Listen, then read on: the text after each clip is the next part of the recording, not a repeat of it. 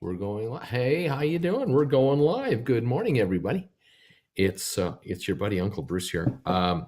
Those of you who don't know who I am, I'm Bruce from Creston, British Columbia, Canada. I'm with got my own little channel here, Stock Markets with Bruce. We like to talk about the stock markets in plain English. That's kind of my shtick.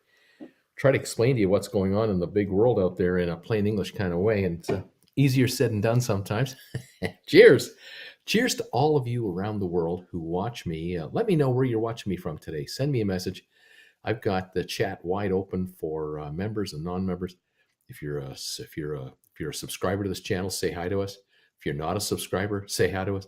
Tell me, where in the world are you? What city, country, wherever you are, say hi, and let everybody know where people are watching me from, because this is truly a global channel. We're not from Canada only or USA only. I have viewers from all over the planet, including Chicago, and there are folks in Chicago that are pretty damn good. And I love you guys, New Yorkers. God darn it, I love you, New Yorkers. Gosh darn the heck. All of my friends from Florida, California, Texas, the USA, in general, Germany, the Netherlands, Denmark, France, Spain, Portugal, the United Kingdom, Ireland, then viewers from the Orient, South America, the Caribbean, Australia, New Zealand. I mean, we have got viewers everywhere, and I love it. I thank you all for being here today. Welcome to Friday show. It's Friday, January the 23rd, last day of the week. We're going to see what happens today. What is this market going to do? How is it going to work out? At the moment, in the pre-market, looking good. The New York is up 202 points in the pre-market. S&P is up 21. NASDAQ up 51. As a matter of fact, the Dow is looking so good that it is now within 100 points or so of an all-time record. If I got my mathematics working for me, and I don't always, because when you get older, you start to lose it. But the all-time high for the Dow is 35,091. Pre-market, 34,911.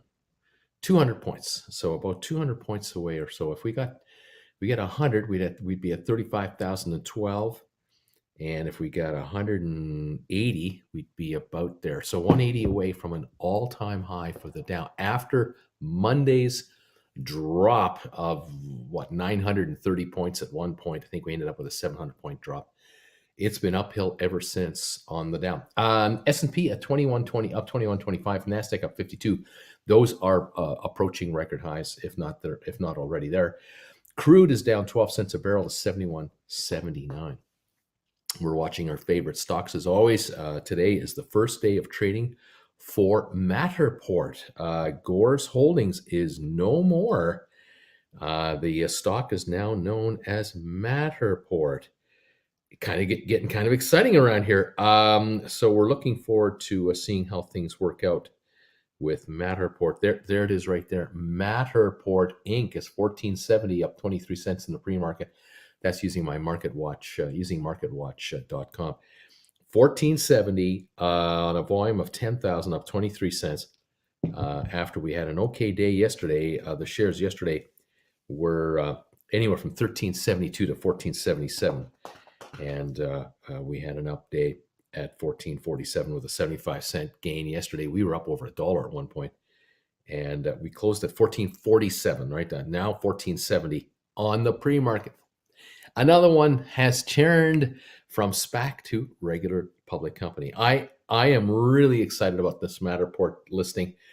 I've been really enjoying the Matterport PR that they've been doing here already as a private company coming into Gore's. Now that they are fully, have taken over Gore's Holdings, and it's now one company called Matterport, I'm expecting a lot of updates. Going to be great. I'm excited. A few other stocks we're watching right now. Our friends at SoFi, I think we're looking at 1591 at this second in time. 1589 down 16 cents on pre-market. GameStop is up a little bit in pre-market. 180 right now, up $1.15.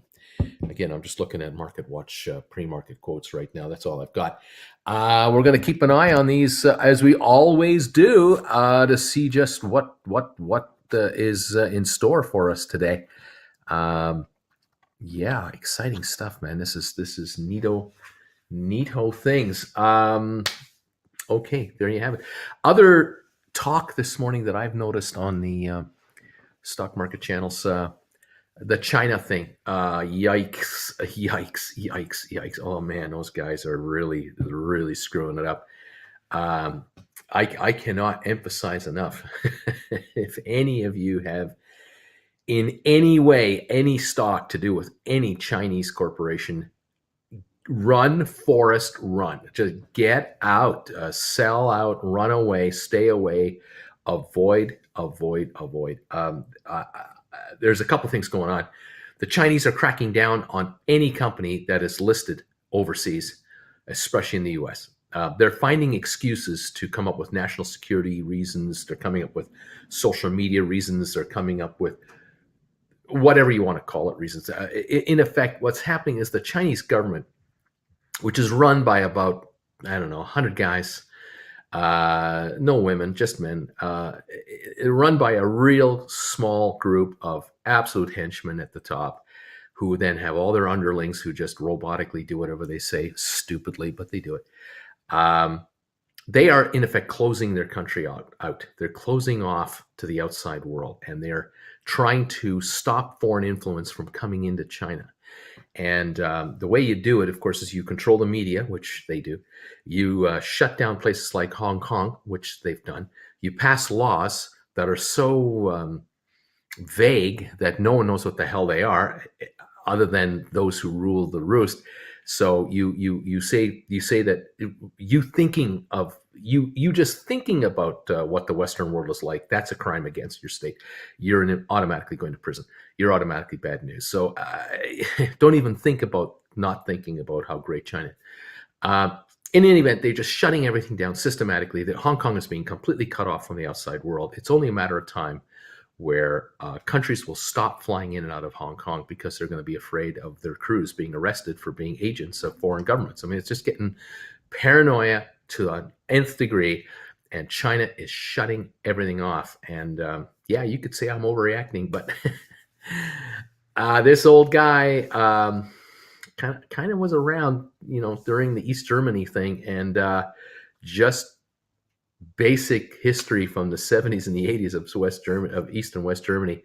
It's all there. The playbook is identical. In East Germany, right at the end of its demise, when it was as it was falling apart, even at that point in time, 1 in 7 East Germans were reporting on their friends, relatives, and coworkers, church groups, you name it, to the East German secret police. 1 in 7. So 15% of East German people were employed by, or being paid off by, or being threatened by East German secret police to snitch on relatives, friends, coworkers, and church group members. You name it. Everybody. You had no idea who was your true friend. And or who had already been approached by the secret police earlier and been threatened with jail unless they snitch on family and friends. China, it's identical. It's 1.3 billion people. I can tell you that I'm certain 200 million are reporting to the Chinese secret police. Welcome to Communism 101. The public fears its government there like you cannot believe. In France, it's the opposite. The government fears the people. In the United States, it's 50-50. Some do and some don't. We talk about so-called big government. Well, China is just government. The government wish is the law of the land, but you don't know where they're going, what direction they're going. Back to listings. In the United States, any Chinese company listed in the U.S. is subject to possible fines, sanctions, and will likely be delisted by U.S. authorities within the year. It is entirely likely that before the year is out, there will be no Chinese companies listed on any U.S. stock exchange, period. That means Alibaba, it means NIO, all these guys, all your favorites. I have avoided and I'm not interested in talking about any Chinese stocks for you and your future investment plans. I'm telling you guys, they're getting kicked out. They're already going to find their own companies out of existence, or at least out of the public markets. Uh, uh, just run, Forrest, run. Just run. Get your money out of there. I can't make it any plainer than that. There's already all kinds of opinion pieces showing up in the media everywhere about this, but it is not being really pushed heavily yet. Why, I don't know. But this is scary stuff. This is really scary stuff. What can I say? I have viewers in Hong Kong, and I love you guys, and I wish it wasn't happening the way it is. But all I can tell you is you're kind of in West Berlin right now, but your days are numbered. Hong Kong is slowly being choked off from the outside world, and it will not come as a surprise to me by the end of the year that Hong Kong residents will have restrictions on movement. And they'll be able to go to China, but they won't be able to go anywhere else. And I fear that your exit strategies are quickly evaporating. And every resident of Hong Kong is under spy watch right now by the secret police for any contact with the outside world, anything that has nothing to do with the betterment of China itself. You are in effect a foreign agent in your own country. Get out. I can't. There are already hundreds of thousands of Hong Kongers that have left Hong Kong and really aren't coming back. They've left under like a tourist sort of thing. They're not coming home. It's the only way out. And countries like Canada, the UK, and the US and others are welcoming Hong Kong nationals with open arms. But I can tell you that in the not too distant future, there will be no way out. The airport will be shut down to Hong Kong nationals, and you'll be trapped in your own country. And that's how it's going to go.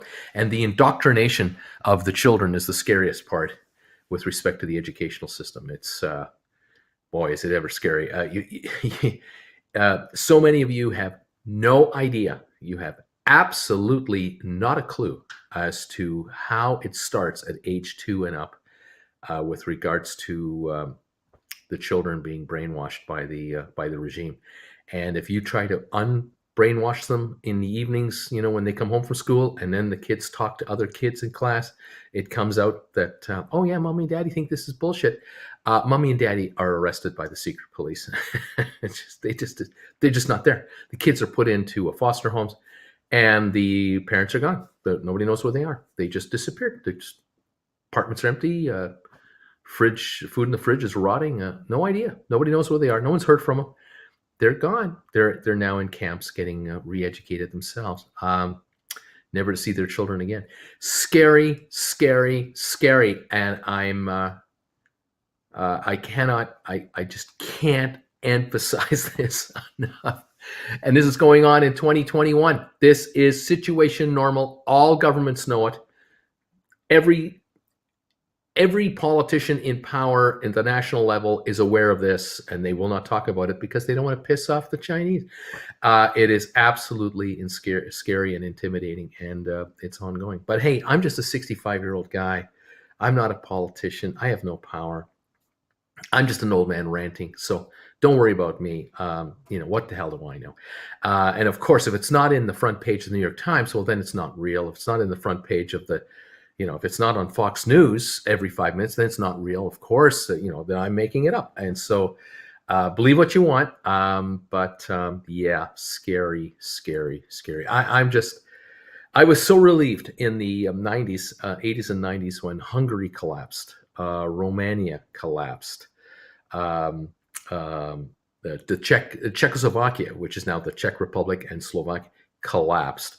East Germany collapsed. Poland collapsed. I mean, it was one at a time. Latvia, Estonia, all the Baltic states that were all dominated by the Soviet Union, which is now Russia, they all collapsed. They all broke away. Many of them are still heavily dominated by the Russians because so many Russian nationals live in these countries. So they were literally given land and homes by the Soviet government when they confiscated property from Western-leaning people. I mean, that was it. There are still court cases going on 30 years later for people to get back their property that was confiscated by the communists in the 40s and the 50s and the 60s. The nightmare continues, and the Russians are still creating havoc all over the damn place. And what can I say? It's just so scary. But I was so happy to see East Germany fall. I was shocked it happened. I couldn't believe it that it actually took place. But it took trillions of dollars of spending by Western countries to out-military the Soviet bloc to do it. The problem with the Chinese, we don't have enough money. We don't have enough money to block them out. The only way we're going to block the Chinese back is if we, in effect, boycott their goods. The problem with that is right here. This right here with this logo on it right here. See that? That is the ultimate Chinese product right there. It's got an American logo on it. Yeah. Cupertino, California. Great, one of the greatest companies ever created by mankind, Apple. Problem is, majority of Apple's cash flow comes from goods made in China. And the company is addicted to the cheap labor that the Chinese can deliver, whether it's voluntary cheap labor or not, it's there.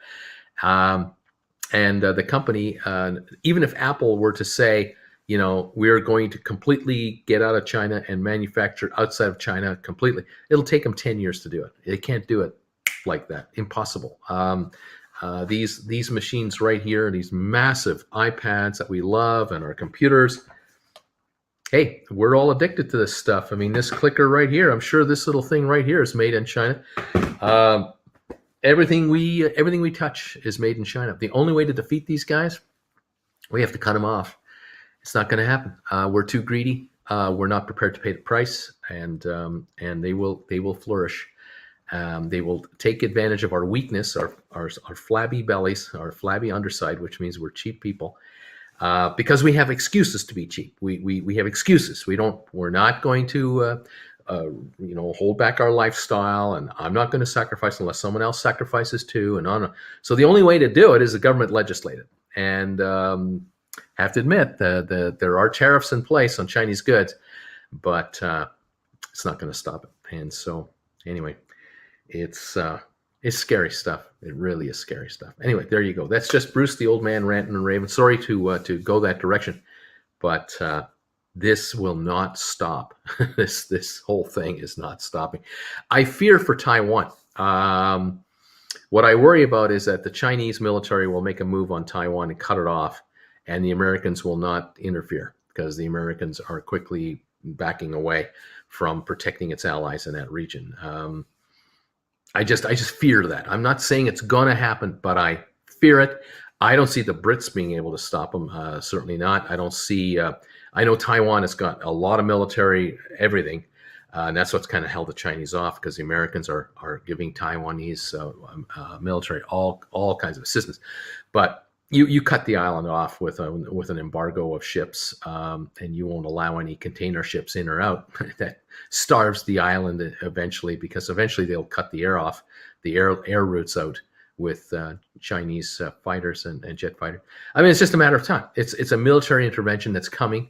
Count on it. It's going to happen, and it's going to get ugly. South Korea is vulnerable to a blockade if they get involved, and then there's Japan, and it's just coming. It's just I might be 20 years early, 30 years early, but it's nasty, and I'm sure the folks in the Pentagon are going, what a mess, what an absolute mess. And this is a giant that is just revving up. They are revving up, and it's not pretty. Anyway, there you go. Happy days. Yay! It's Friday. The world's coming to an end. Welcome to the show. Welcome to my lonely little channel here in Creston, British Columbia, Canada, where Bruce is fear-mongering about the future of the world. I'm excited for today, kind of, sort of. We might have an all-time high for the Dow. The good news for the stock markets, it is drowning in money. The stock markets are drowning in cash. The economy of the United States and Europe are drowning in cash. Central banks are not going to stop putting money into the system. Corporations are finding it easy to borrow and easy to raise capital and grow their business. Earnings are coming in phenomenally, very well. What I find interesting too is that even Intel came out with a lovely earnings report last night. They beat the street, as it were, Intel Corporation. They produced more money than the street, thought they were going to produce, and yet the stock is, stock's down. What can I say? I'm even trying to find the symbol on. I'm even trying to find Intel. I can't even get it on my thing. In any event, the company came out with positive numbers, but they warned about the future, and that's the thing they should do. INTC.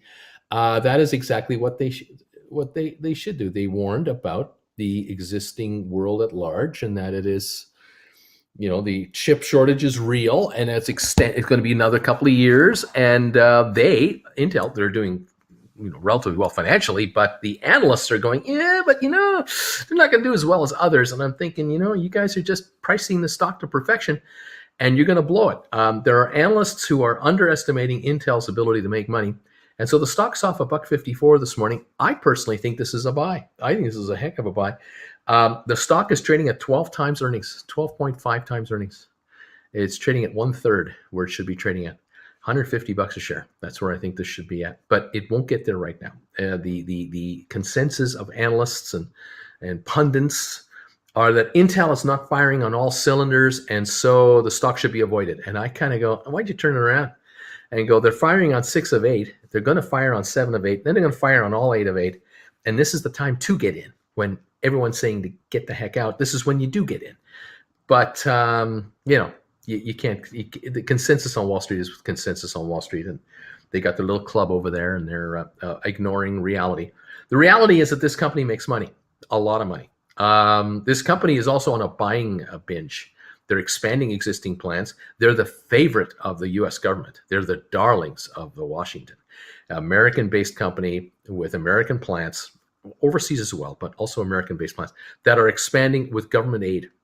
They're going to get all the military contracts they want. I mean, they'll get whatever high-end U.S. military chip contracts that need to be handled. Intel will be on the short list every single time. So they're going to score incredibly lucrative contracts from the United States taxpayer through the Pentagon and other agencies. And the stock is just this company is just going to earn all kinds of money. And it's yielding 2.5% dividend yield. So you get more money than a 10-year treasury. The stock's trading at 12 times earnings.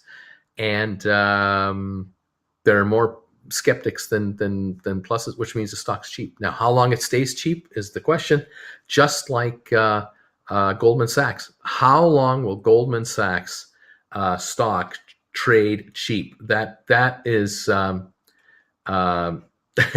proverbial question in the big world today. We're at 175 on the pre-market, up $2.76.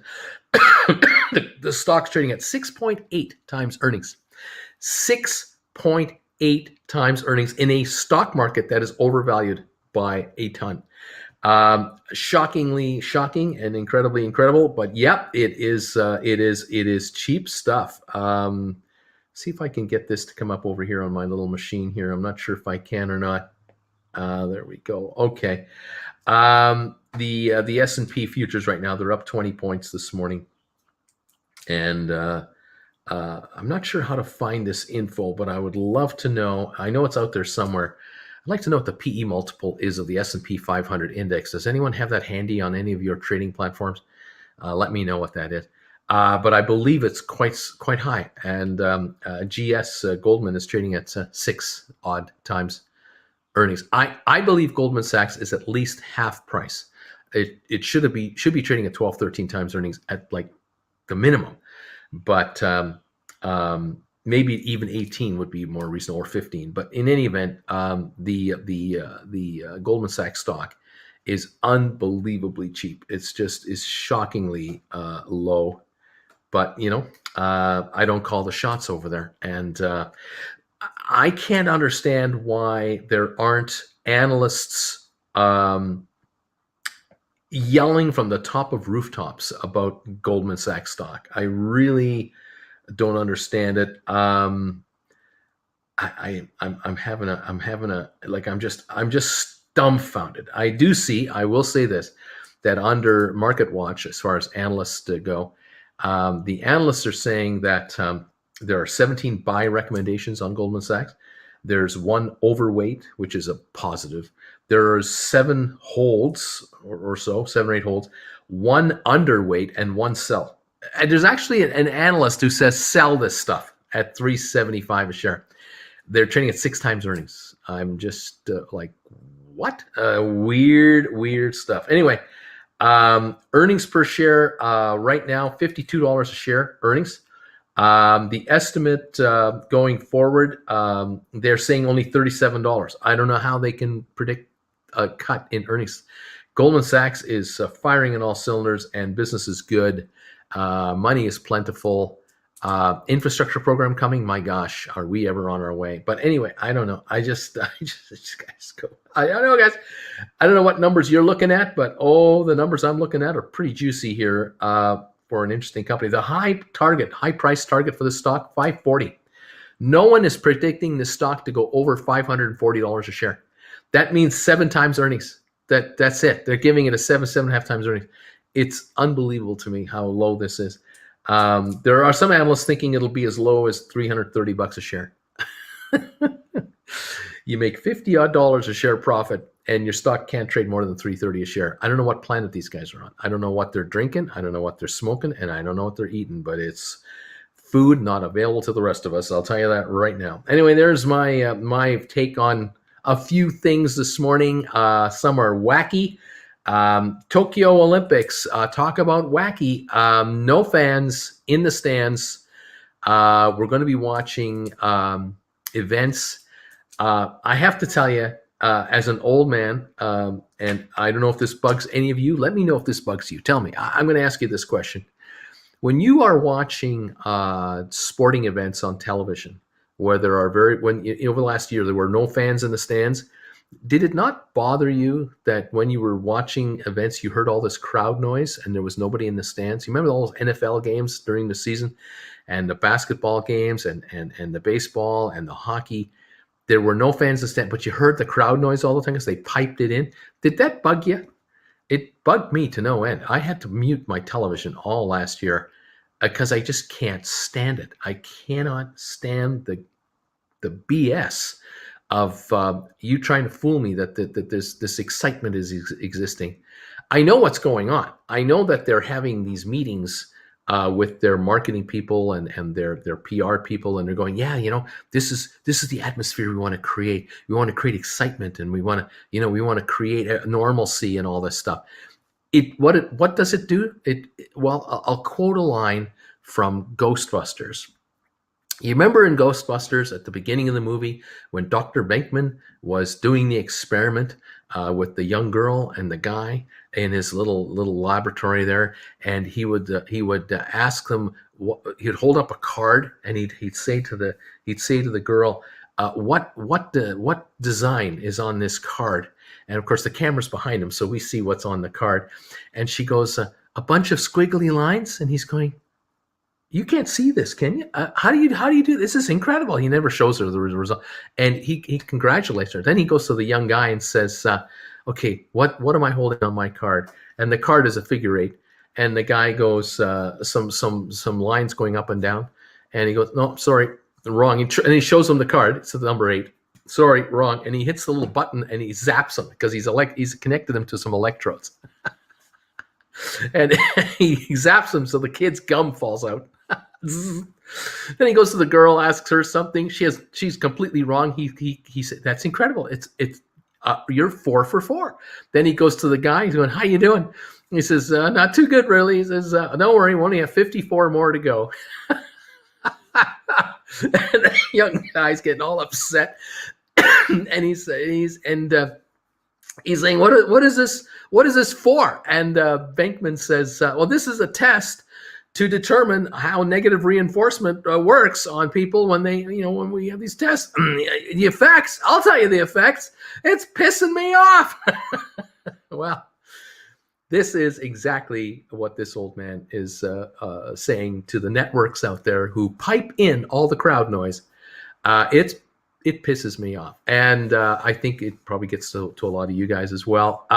In any event, this Olympic game thing, put the mute button on, because all you're going to get right now, this is my prediction. Okay, tell me if I'm wrong, but here's my prediction. You watch NBC or whoever's carrying this crap, you're going to get the tears, the sob stories of how hard it's been for the athlete to get to where they got to go and how great they are and all this stuff and all their family and the hardships of their lives and all. It's like a tear fest profile, and then they'll show the event, and the event will be all piped in noise, which will just drive you nuts.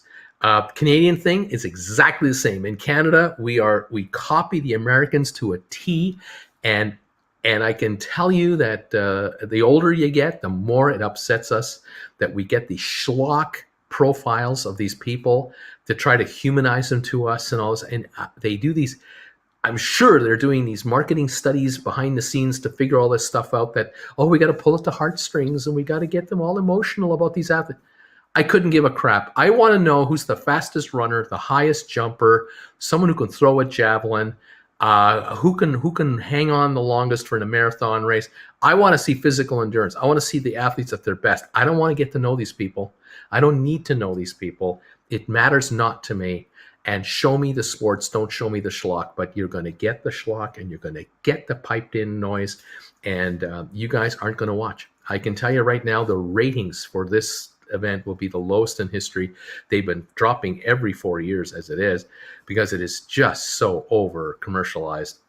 Absolutely a waste of human existence, of time. But what can I say? The athletes are great. They work hard. They do the best they can. None of them get any money other than, sponsorships, maybe a handful.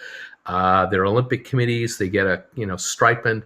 They're doing it for nothing. And God bless them for it. But I'll tell you, I'm just so turned off, because I remember when the Olympics were in Canada, in Calgary in 1988. Those are the good old days for the IOC, because if you were an IOC member, the bribes that you used to get were glorious, especially if you were a third worlder, you were from Africa, and you were on the Olympic committee for your country. Oh, the bribes were great to get your vote to it, to vote for the home city. You got the free first-class jet rides around the world to attend the games. You got the 5-star hotel treatment. You got the limo. You had just everything given to you, gift baskets galore. The wives were spending money on all kinds of crap for their family back home. It was good old times, coming off the backs of the athletes who competed for nothing, and all of us who were fans who just paid through the roof. Anyway, old man ranting. I'm not very excited about that. The stock market. Let's talk about the stock market, please. The old man is ranting. 70 up 173 on the Dow. We're up 18 on the S&P. We're up 43 on NASDAQ. Crude is down 20 cents right now a barrel. Other stocks to watch. I suppose we could do that. Let's take a peek at who's doing what and where it's going and what's happening. GameStop in the pre-market right now, $180 a share, up $1.15 on 10,000 shares. No news today. I do have some news on one of our stocks. I did get a message last night, an email, talking about, where was it? It was right up. Yes, NSH, Navstar. Navstar, we have a shareholder vote to be taken over finally from Navstar. So our SPACs are quickly disappearing from existence as they get taken over by their target companies. Just waiting for my tickers to show up so I can pop this up here. Finally, we have news on Navstar. Here we go. NSH closed at $9.94 last night. It's at $9.94 this morning with no trades in the pre-market at the moment, from what I can tell you.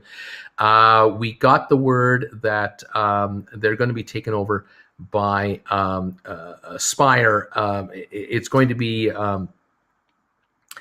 Spire Global, which of course is the company that handles all of the data through satellites and ground stations. And these guys are going to be the operators and are already operators of satellites already circling the Earth and the world. And so 13th of August is the actual takeover date for NSH to become Spire. So we are quickly running out of SPACs that have not been or are not being taken over by other companies, which is great. Things are happening to us now.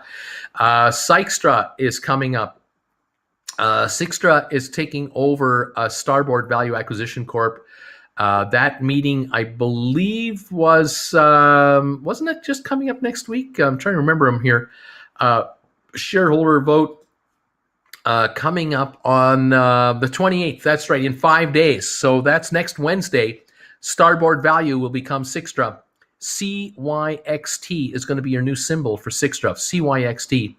Sykestra is spelled CYXTERA. They tell me that you say it, just use the word six and Terra, Sykestra. I keep saying Sykestra, but it's Sykestra. CYXT is going to be your new symbol for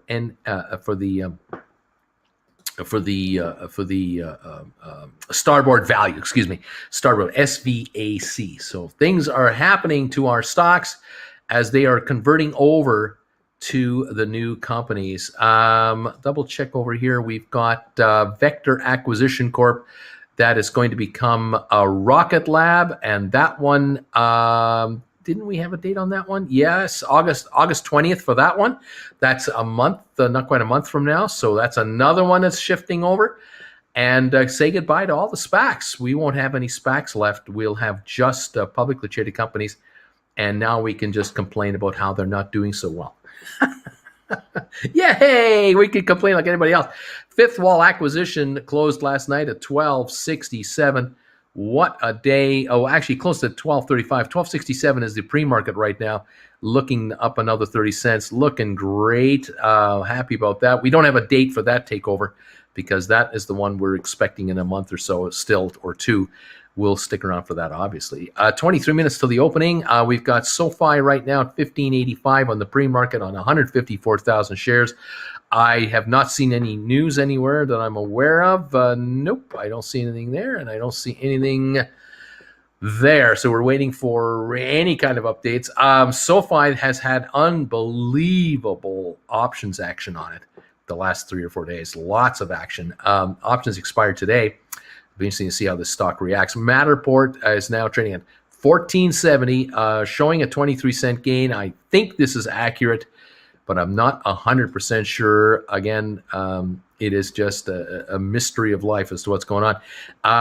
August the 11th, which is, I believe, in 2 or 3 weeks, the company Matterport announces their second quarter financial results. So I would not be surprised between now and August 11th, there might be more movement on this stock higher because just like ATIP, they're coming up with their financial results shortly, and the stock's beginning to inch up higher.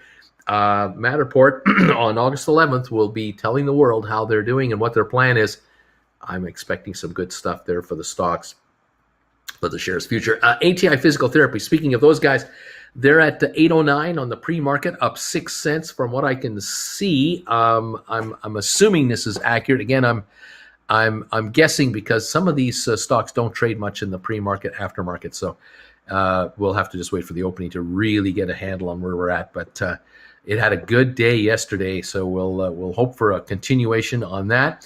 Our friends at IBM are up 79 cents this morning to 141.50. I'm hoping that is a continuation of return to the 150 level for that company. AMC closed at 37.24 last night. It's 37.80 right now at 54 cents on 1.1 million. It does trade in the pre-market and post-market quite actively. Apple closed last night at 146.80. It's 147.21. It is up 41 cents this morning. Next week is earnings week for all the big stocks, including Apple. So we'll be getting all kinds of news there. 23andMe shut down last night at 926. Trading at 920 right now on 3,200 shares. Not too much happening at the moment. We'll see if that changes. between now and the opening. We are 20 minutes away from the opening of the day. SoFi, what will it do today? What is the deal about SoFi? Are we going to get a run on this stock today? Are we going to get a disappointing fall?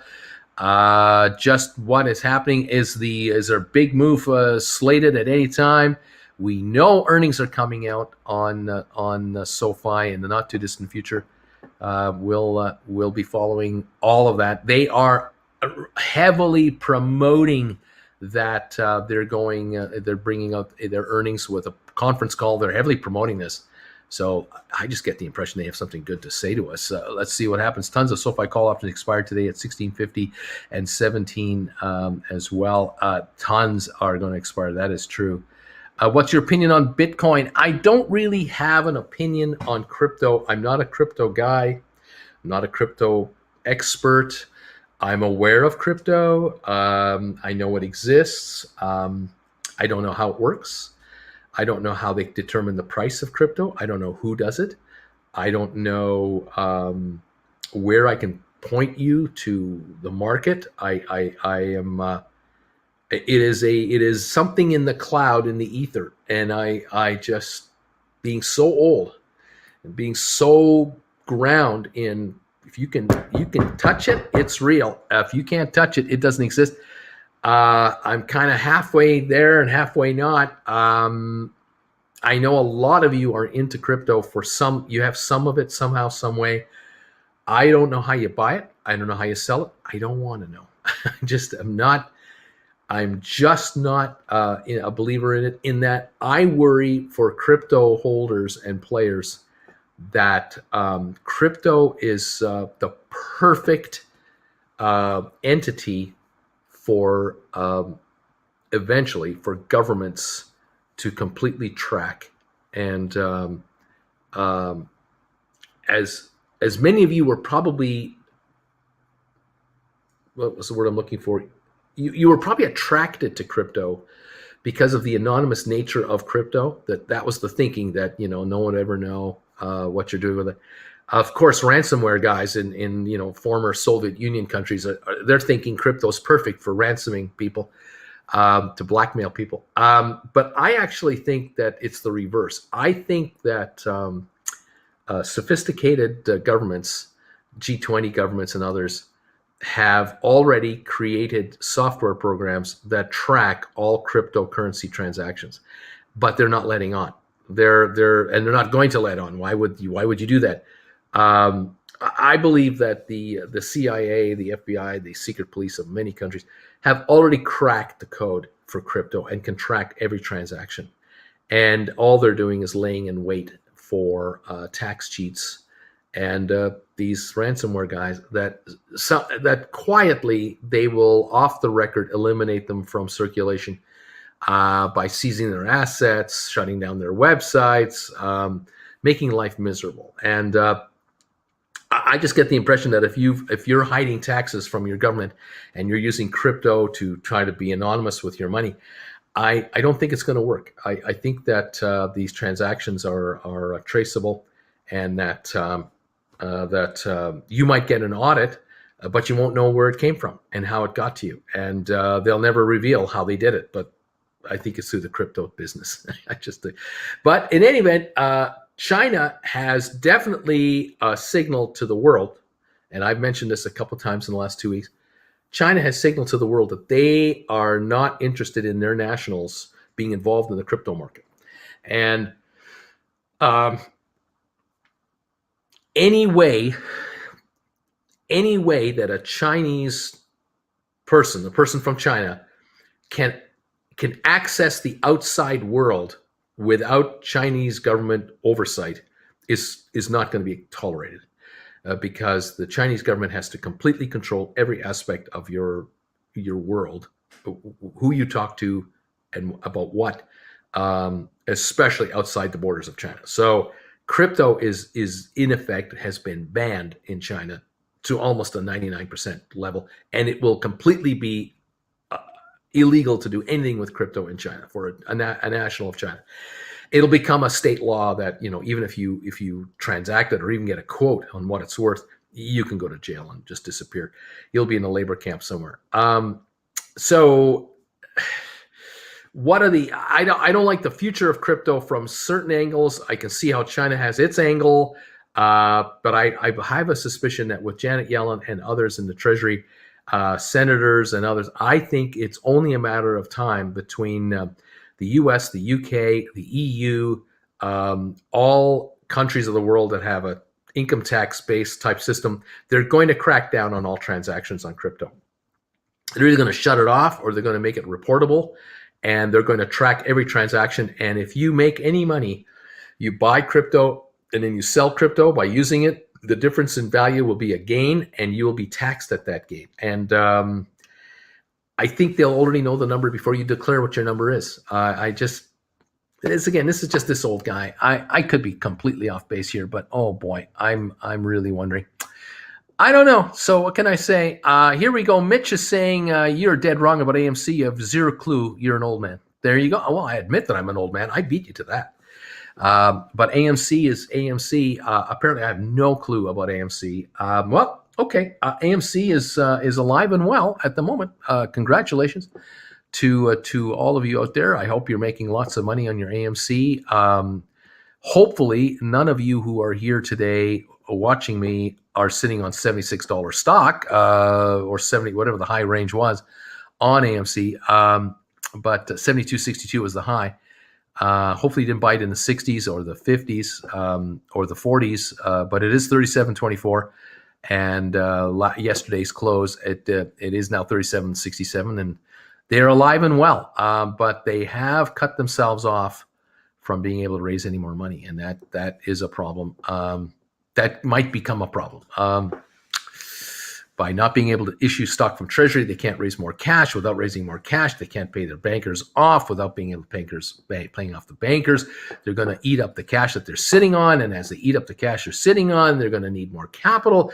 And their landlords might get antsy, and their other creditors might get antsy if they don't have a source of other cash. Maybe in 3 or 6 months, they can convince shareholders that it's okay to raise another billion or so in money. And of course, we all are hoping that everything returns back to normal, and that the world will be a happy place again, and everyone will go to the movies and all that stuff, and it'll all be beautiful, and we'll all be singing Kumbaya on the campfire, and it'll all be great. Let's hope for the best. Anyway, there you go. I don't know if that's going to happen. Clueless, says Jay Ray. Clueless. You haven't got a clue. There you go. SoFi gets their bank charter game changer correct. Touchdown, Tom. Absolute touchdown. Good morning, everybody. Nice to have you here. And what can I say? AMC has some moves to make themselves a viable company because the stock price is inflated due to retail investors. Again, we're all clueless about it. Hello, Uncle Bruce. Hello. There we go. We finally attracted a moron. It took a while, but we finally got them because they're there. We know that these morons are out there. It's only a matter of time before they show up. And again, that's an AMC. We know the magic word. Talk about AMC in any realistic way, and guess what happens? They show up. They show up, and there you go. One after the other, and can't handle the truth. Can't handle the truth. Good morning, everybody. Welcome all. I'm glad you're here. I'm worried about the Danish tax agent will call me and laugh for buying Doge. They might call you for a refund. They might say, hey, we've been trying to get a hold of you. We know you've lost all kinds of money on crypto. We got money for you. We know you're a capital loss guy. We owe you a whole bunch of money. We're getting it from the Bitcoin winners. You're one of the losers. Here's a bunch of dough for you. Maybe that's what's going on. I don't know. Mad about AMC. Yeah, and this is not the AMC channel, but some people think it is. What can I say? Buy GameStop. Bruce's thoughts on GameStop. There you go. What can I say? Oh, man. Bruce, are you a bridge? There's some trolls under there. Yep. What can I say? Here we go. We're back. Oh my gosh. Here we go. We're back.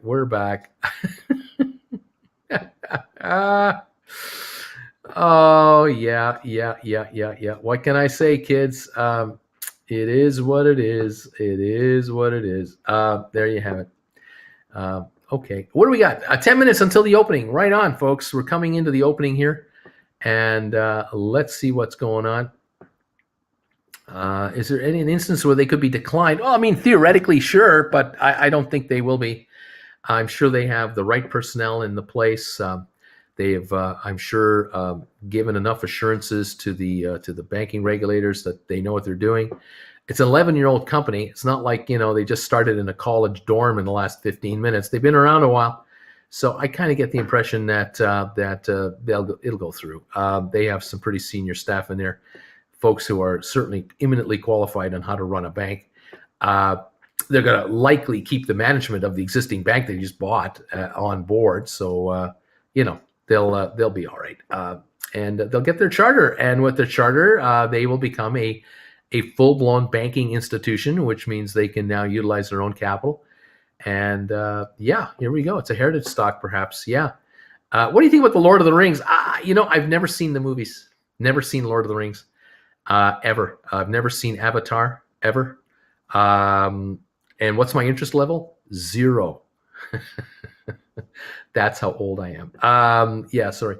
I watched the movie The Firm the other night. I love that movie. I was just thinking about the fact that movie was shot back in the 90s, and there were no cell phones being used, or were there? I can't remember if they were. There were a couple cell phones being used, but they were primitive flip up phones. And the computers in the lawyers' offices, they had everything, the latest of everything, and they had these giant desktop computers everywhere. I got a kick out of that. Anyway, that's just me reminiscing about the old days because I'm old. What can I say? I admit it. I'm old. Any news on NSH? Yes, it's been said. It has been done. We've got a shareholder vote coming up on NSH. We were just mentioning it a few minutes ago. What else is going on? What's a good price to get on SoFi right now? SoFi's priced right now. It's cheap, under $20. Get in and get in now, and get in heavy duty. Get in there. Let's see here. We got to block this user. Fantastic. Yep. There you go.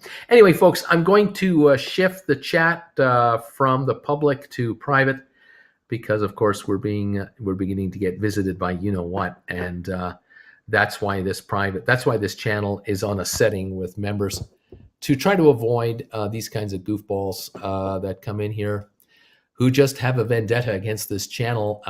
They just don't want me to be able to speak my mind, so they want to just interfere with it. Talk about communism. Talking about communists, holy moly, there you have it right there, guys who want to limit your free speech. Right there, that's what you got right here. These are the guys who don't want you to have your own thoughts, and so they will step in. Maybe these are Chinese agents. Maybe these guys are actually shills for China. I hadn't thought of that. Hey, what about that? Jake Oriel, hey buddy, good morning, Bruce. Thoughts on ME bought while it was still VGAC? Haven't heard much since then. I agree. We haven't heard much. But we're waiting. We are waiting patiently for the company to speak, to reveal their intentions. What's the plan?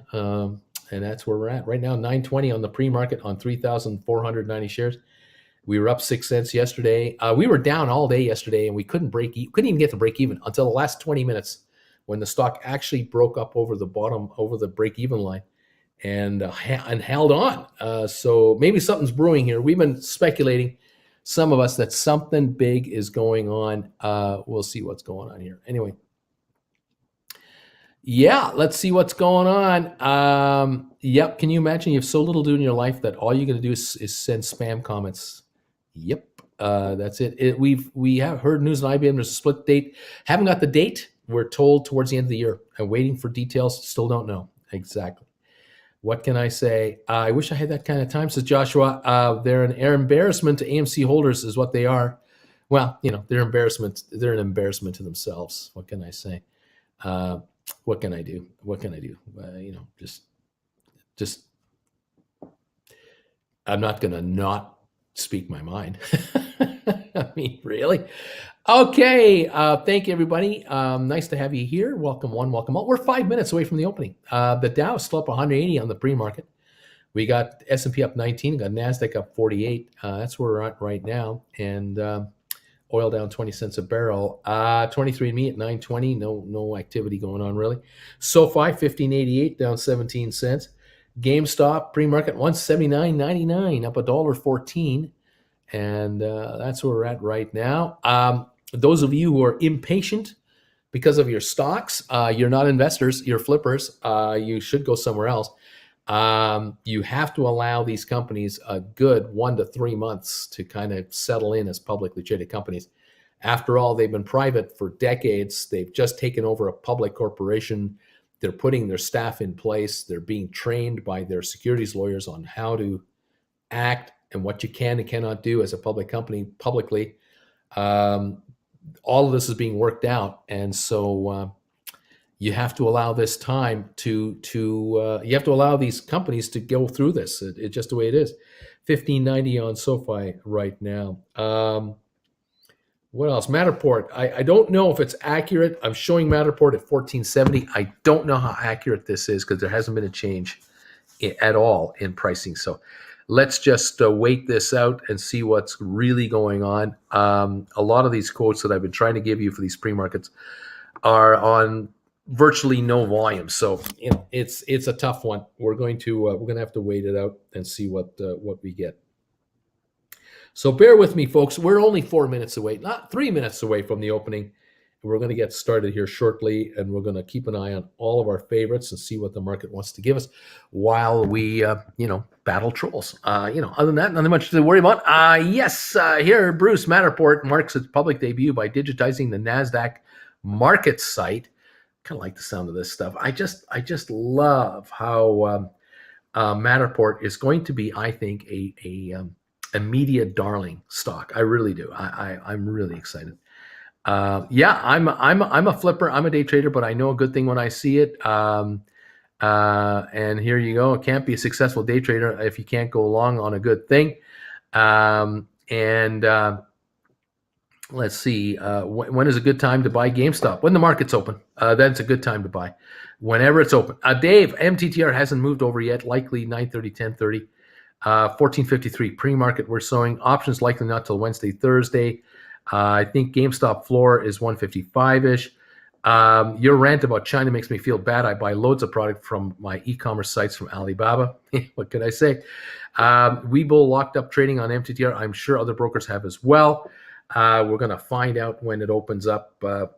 Guys, what can we do? This happens every time one of these shifts over. It's just a logistical thing. We got to let it be, let it happen, and we'll move on. Thank you for 294 thumbs ups already.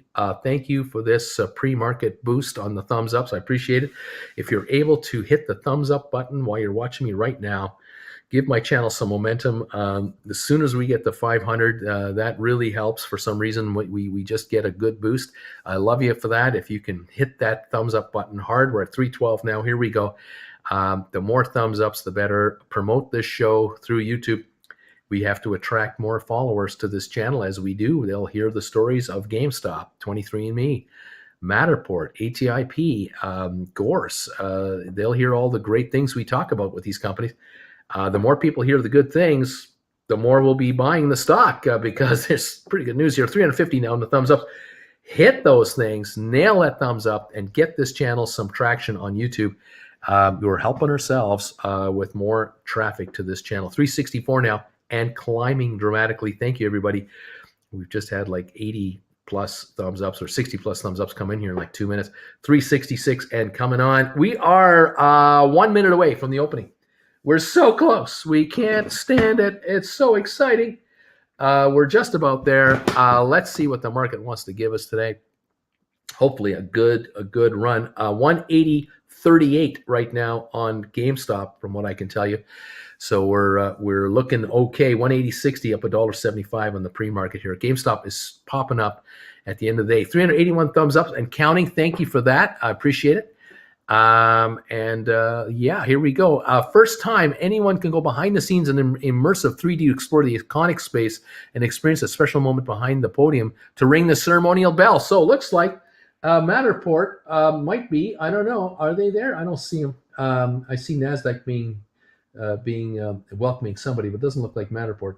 But the bells are ringing, so that's a good thing, babies. Welcome one and welcome all to our telecast today. And well, let's see what's happening. GameStop's going higher today. Yay, it's going higher. That's what we want to see, baby. We're ready anytime. Take this to the moon. Yeah, MTTR day today, Matterport day today. We're going to see how that plays itself out. Let's see if we can do, I need to go on my phone here now to adjust the Matterport symbol. Let's see if I can do this.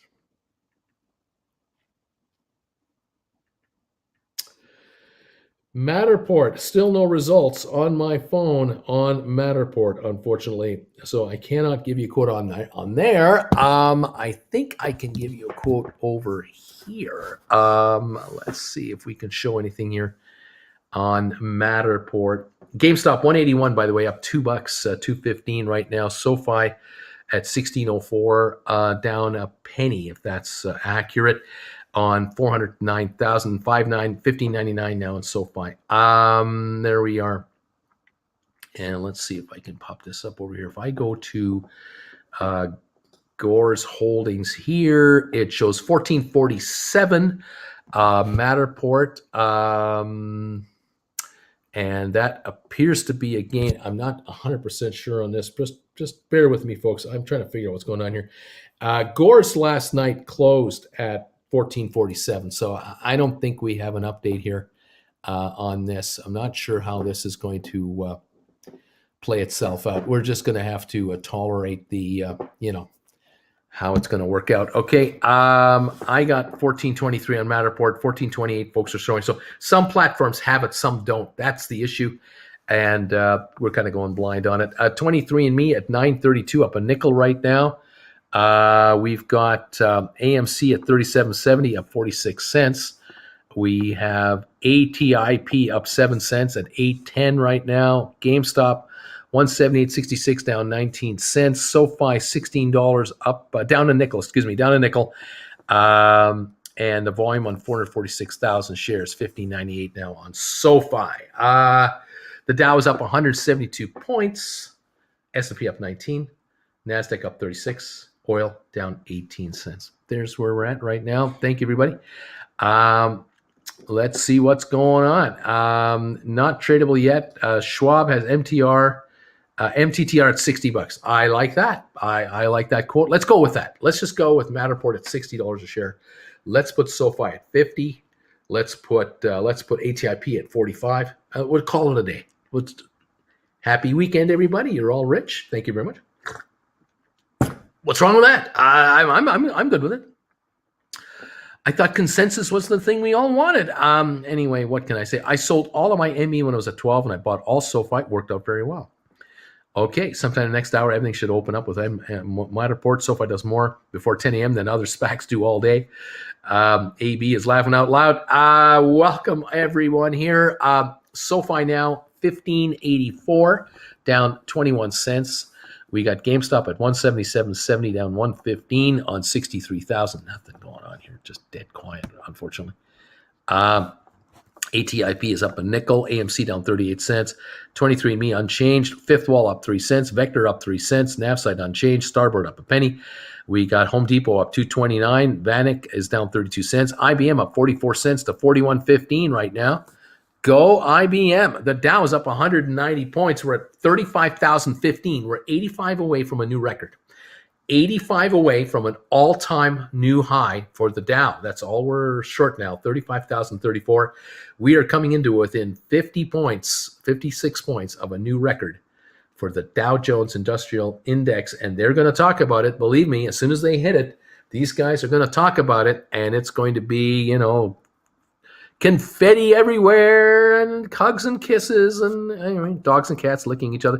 Microsoft up $1.46, Apple up 76 cents, Tesla down $6. Cruise lines are up a tad. The Carnival's down 7 cents, Norwegian up 18, Royal Caribbean up 88 at the moment. Amazon's down $14. At Facebook is rocking again, up to 359, up $8.33 a share. Google up $32 a share. Facebook won another court case. Another court case was thrown out the other day. Right now, the Dow's up 220 points, and we're 44 away from a new record. We're within 44 points of a new all-time record on the Dow Jones Industrial Index. This is a big deal. I keep mentioning it. It is a big deal. 35,091 is the number. We're at 35,053 right now, up 229 points on the Dow Jones Industrial. It is coming into a new high. It could happen today. They tried it on Friday. Didn't happen on Friday. Didn't happen on Monday with the big dip. But here we are all the way back now to within 40 some odd points of a new all-time record high for the Dow Jones. Okay. Does it change your life? No. I'm just saying, I'm just mentioning what it is. There you go. Yeah, let's see. What else have we got going here? 1465 on Matterport, apparently. 1450, 1465. I'm happy to hear that. Still nothing on my symbol at the moment. The Dow now at up 214, not yet at the high. Treasury yield is sitting at 130 again, back to where it was last Friday. It's kind of come back. What can I say? Snapchat is rocking. That's great. We jumped around. We got low volume. Phew, I wish SoFi was 50 already. I just go ahead and buy that Tesla for Uncle Bruce. Yep, 1410 to 1450 on Matterport right now. GameStop 177.16 down $1.69. Dow's off a little bit now. It's still up 203, but it's at 35,026. The record 35,090. SoFi 1584 down 21 cents. ATIP up 13 cents. Your ATIP is now 816. Earnings before the open on Monday morning. Monday pre-market will be the ATIP financial results released. We're at 816 at this moment, up 13 cents on the day. Okay, AMC down 133 to 35.31. 23andMe up a penny. Fifth Wall up 3 cents. Vector up 3. Navsite unchanged. Starboard up 3 cents to $10. IBM up 48 cents. Okay, 1574 on SoFi, down 31. Volume on SoFi 931,000. The low trade 1572. There is, again, with SoFi, this is an absolute sell blitz. This is not natural trading. This is not people trying to max out their money. This is selling at any price to drive the stock down. That's what we have going on with SoFi right now. It is targeted, liquid market sell orders to crush the market. Nothing personal, just business. We want the market to look like crap. That's all the sellers are trying to do right now, and they're hitting the bid. 1564 is where we're at right now in SoFi. They're hitting it as hard as they can hit it to get the market to crap out, to scare you off, to try to, I don't know what, they're trying to cash in on put contracts. They've written call options. I don't know, but we're at 1570. At the moment, the low of the day on SoFi has been 1562, 1570 right now. And we're pushing about 1 million shares of trading right at the moment. That's where we're at. How long this lasts, I don't know. How many millions of shares are in play? I don't know. Is someone buying all this up? Someone's buying this stuff because it is trading. I mean, you can't sell without a buyer. You got to have a buyer. Well, there are buyers who've picked up 1 million shares of SoFi this morning. We're down 36 cents a share. There has been buying, but I'm not sure what's going on. Yeah, it's now possible to get a personal loan with an under 3% interest rate, is what the headline is saying out there. Well, that's what you get with low interest rates, that with you personally, you might be able to shop around for a lower rate. Lenders are desperate to lend. If you've got a decent credit rating, you might be able to get a nice, cheap deal on all kinds of scenarios: car loans, home refis, mortgage redos, you name it, personal lines of credit, on it goes. All right. Yeah, how do they profit from doing it? Again, if they went long on put contracts, and now the stock is dropping, the puts are going up in value, so they dump the stock here, sell the puts at a profit, start buying calls, and then turn around, start buying back the stock, and they make more money on the contracts than they lose or break even on the stock trades. I'm just guessing because there's no SEC to stop them. There's just no SEC to stop them. Anyway, it depends if they buy deep in the money puts. There you go. 1567 on SoFi. That is just above the low of 1562, 1568 now. Volume is over a million, I'm sure, by now. 1.15 million for sure on SoFi. GameStop 177.16 down $1.69. They just dropped. GameStop $10 in a second. I'm showing it 177.16 right now. The high of the day, well, it was as high as 181. So I'm not sure what you're mentioning. Under 40,000 volume on GameStop. This is crazy. I did a home refi last month. Can hide your naked short selling. I bought a duplex for a rental and my interest rate's 362. My mom thought I misunderstood my rate. She was bamboozled when I showed her her first house was 17.99 interest rates. Yes, those were the crazy times. GameStop 176.82. It's at the low of the day at the moment, down 203. SoFi 1566 last trade, 1570 now. The low of 1562 it looks like on the day. All right. The Dow up 193, S&P up 16, Nasdaq up 15, oil down 22 cents. All righty. The SEC doesn't care about. They don't care about they do care, but they're not going to do anything about the big guy manipulating the markets. They're just not. They're ineffective at the moment. What can I say? Yeah, 18% on a house. Holy moly. Yeah. I remember. I had a car loan for 13.5%. I thought I won the lottery. I had a 13. I thought this is unbelievable. So cheap. Only 13.5% interest. This is great. The car was losing 15% in value, and I'm paying 13% interest rate. On top of that, we were losing money. Yes, it's crazy. It's insanity. 1572 on SoFi, 1576 on SoFi. GameStop 177.60 right now. ATIP up 19 cents to 822. You're getting richer there. 23andMe is up 4 cents to 930. You're getting richer there. Fifth Wall's up 3 cents. You're getting richer there. Vector's up 2 cents. You're getting richer there. Navsight's up a penny. You're getting richer there. Starboard's up 2 cents. You're getting richer there. You're getting richer everywhere. You're getting richer everywhere, everybody. How about that? Yeah, what can I say? Right, RSI showing GameStop way oversold right now. Like way. It's down $1.26 to 177.59. SoFi 1572 down 33 cents at the moment. Super cheap buy. What can I say? The Dow 35,013. The markets are watching it, looking for a possible break into an all-time high for the Dow today. We are 70 points away, 66 points away from a new all-time record for the Dow Jones. What can I say? MTTR going by the way of ATIP? I hope not. GameStop volume is terrible. We have 250,000 volume on VSAQ already. Yeah, that's right. Late 70s. My mom's 68. Could have been. That's when it would have happened. Feel free to keep reminding people to, rehash why GameStop is the best for that, you suggest. Don't know what that means. It's going to 1520 pre-merger. On the first week, first there's only slightly sold. On the day it's within normal. Okay. What can I say? 178.84. We're down a penny on GameStop. We've come all the way back.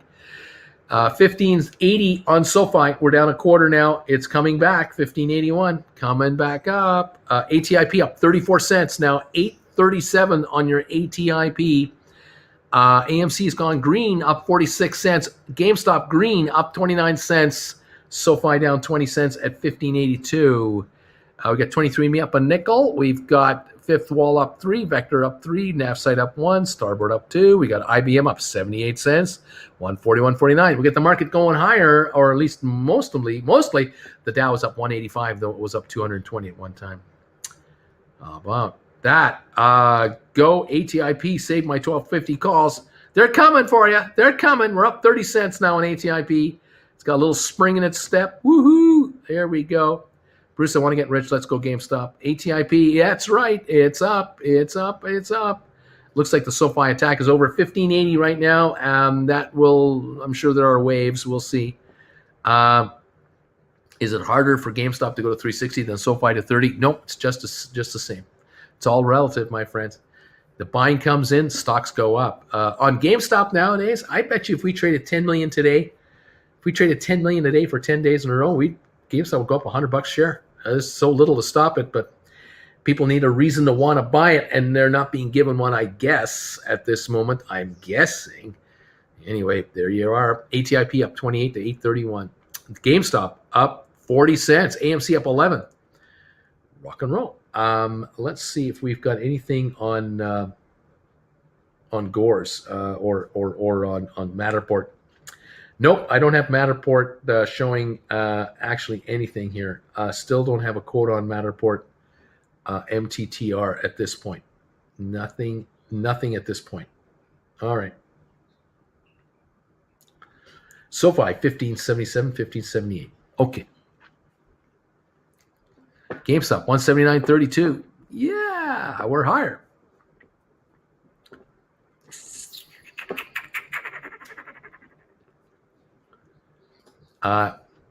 Well, Dave, the market was kind of oversold, so the stock to go back here is no big deal. I mean, even to go back to 950, it would be no big deal. The earnings, we'll see what it does. That's for sure. SoFi volume 1.45 million in 15 minutes. Matterport 1436. If GameStop were due to split, I could afford some. We have 901 people watching. 434 thumbs. Smash that thumbs up button for Bruce. That would be great. Help us out. MTR now under 100,000 volume. We've got the 434 thumbs ups right now. Thank you, everybody. Get us over to 500 as soon as possible. That would be terrific. Keep those thumbs ups coming in. SoFi 1577. We're down 84 cents now on GameStop. AMC down 36 cents, so we're giving up some gains. 444 thumbs ups right now and coming on. Thank you, everybody. 445, another one. Thank you for hitting the thumbs up button for this YouTuber. 446. Oh, they're trickling in one at a time. Thank you. 448, another one, and another one. I appreciate it. 453. We're only 47 away from 500 thumbs ups, everybody. Thank you so very much for this pop to start the day. I do appreciate that. That helps. It really does. Alrighty, 1578 on SoFi, down 27 cents right now. GameStop down 52 cents. ATIP up 27. AMC down 45 cents. ME up 8 right now. Thank you, one, and thank you all. 473 thumbs ups, and they keep coming. They're still coming in. Thank you, everybody. Let's see. Whew. What?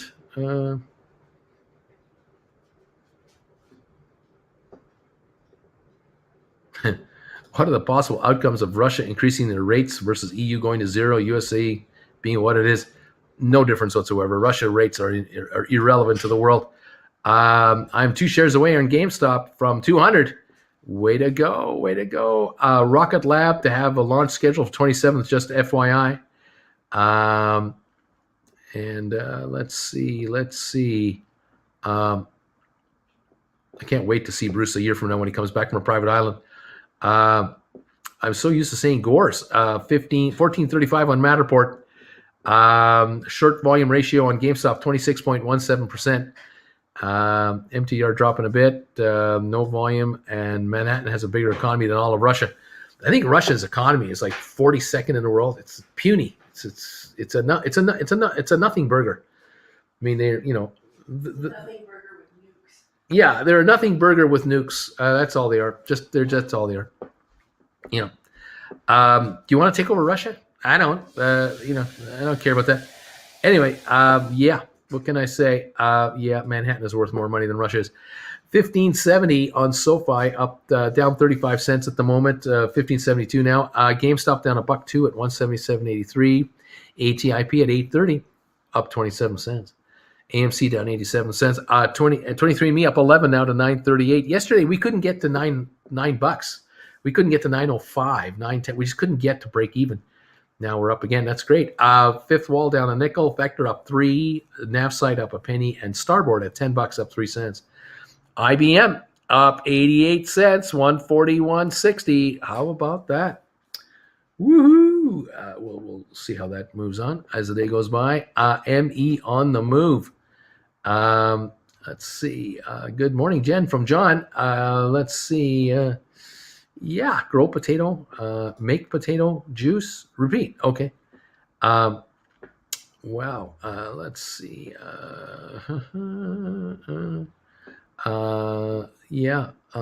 Just wanted to emphasize the other four boroughs. Oh yeah, I'm only mentioning Manhattan. I didn't mention the other boroughs. Yeah, Russia is a nothing burger, just with some nukes. What are you gonna do? SoFi 1570 right now, down 35 cents. Where do you find Yahoo Matterport on Yahoo Finance?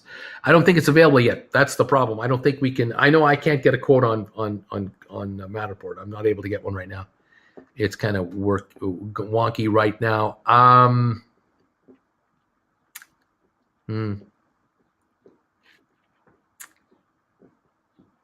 Is there a Nothing Burger Happy Meal available?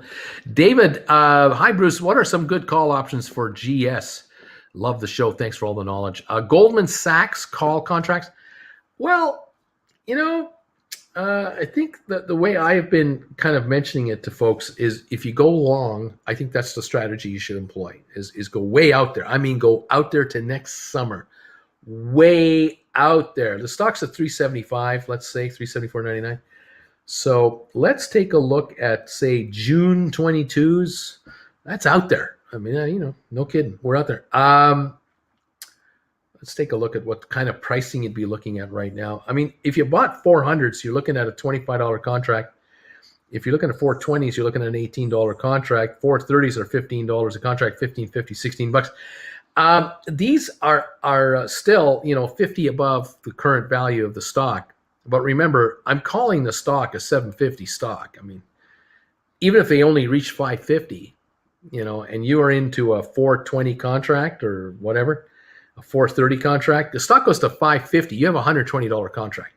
So you're going to go from 15 to 150. You're going to make 10 times your money. So if you can afford even 430s, 440s are only about $13.50, $12, $12.10, $12.50, something like that. Be chintzy on the buy. But if you go in to try to buy these calls, be a nickel higher than the best buyer. So like a 430 is 1540 to 1775. 1540 is a bid, you go 1545 and try to buy it there. The 440s are 1270 to 1530, put in a bid at 1275 and just wait. If you get it, you get it. You don't, you don't. And for $1,275, you control the upside on Goldman Sachs at 440 and higher until next June. And, these stocks go up $15 a month for the next year. It's a $180 move. Your contract goes from 12 to 120, 10 times your money. It goes from 12 to 60, 5 times your money. The stock's at 6 times earnings. So, pick it up and go long. That would be my take on it. That's how I would look at it. Definitely going long. We're up 120 on the Dow. We were higher by 100 more. S&P up 17, NASDAQ up 48, oil down 20 cents a barrel. We're giving up a bit of ground right now this morning. 1568 last trade on SoFi. We're trading now, what is it volume-wise? 1.78 million right now. GameStop down 363 to 175.22. Physical therapy, ATIP, 816 up 13 cents. AMC down to $1.39. 23andMe up 11 cents. So there it is. Let's see. BlackRock owns 9.2 million of GameStop. How much of their portfolio do you think that is? If average share price is $104, I don't know why you're asking me this question. I don't understand what this means. Gores is showing as Matterport on 212 in UK, surprisingly. Let's see.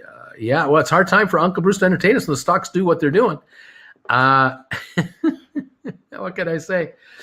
When putting in a nickel above the buy price, how long do you give it to come before you readjust? Well, you're always watching the market. So if you put in a bid a nickel behind ahead of the bid, you're the best buyer now. You see the stocks go up another 20, 30 cents, you may find that someone will leapfrog you. On the other hand, if you see the stocks back off 50 cents or 75 cents, you might want to pull your offer and just take it out and then watch the market readjust. And you may find that the next highest buyer has backed off 30 cents. Go in a nickel above that buyer. That might be the way you want to play this. Just kind of, there you have it.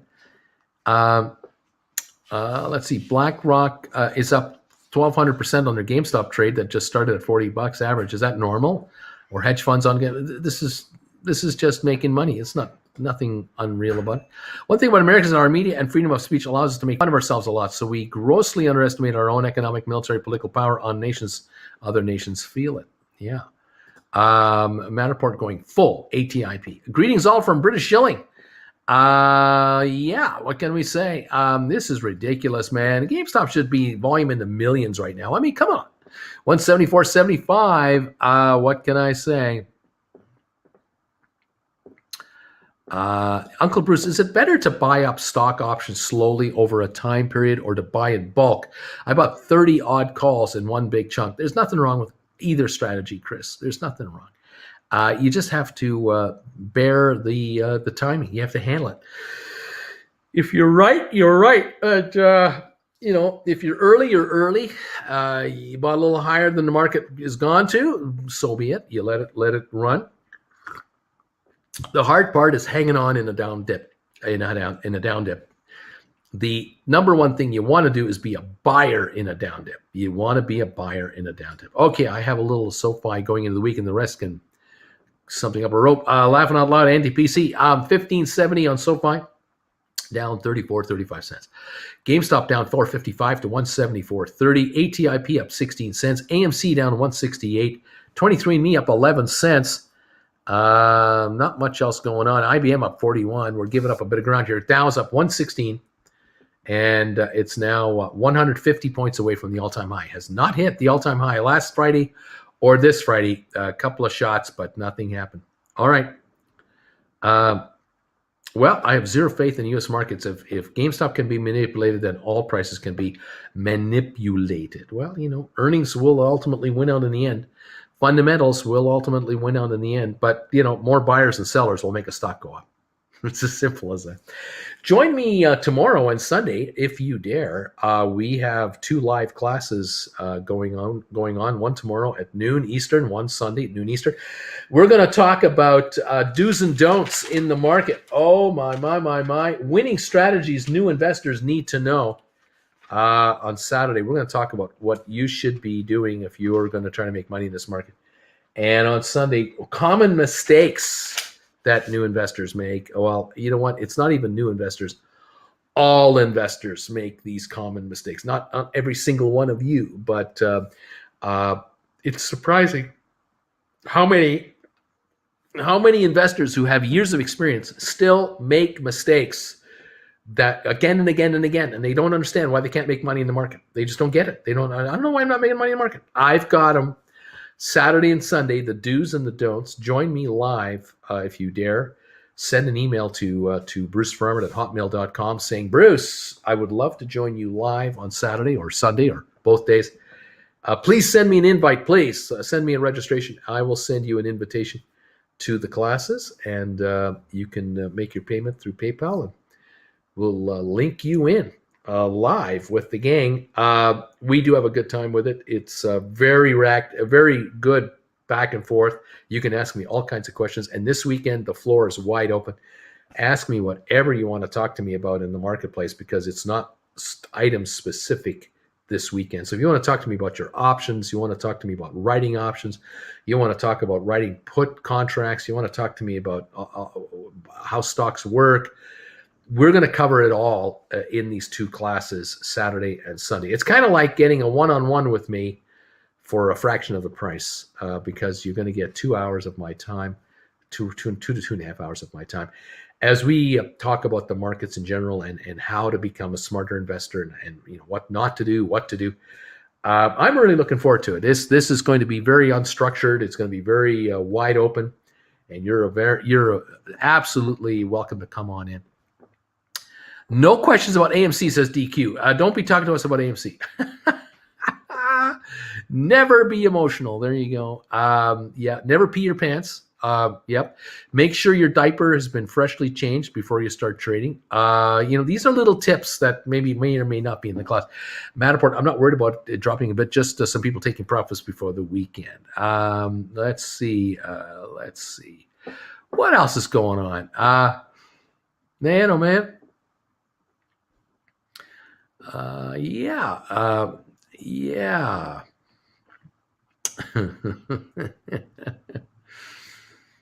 Welcome all. Damn, I peed my pants already. Bruce, are you going to use me as an example for the mistakes side of the thing? Be gentle, please. Only one way to find out, John. Oh, man.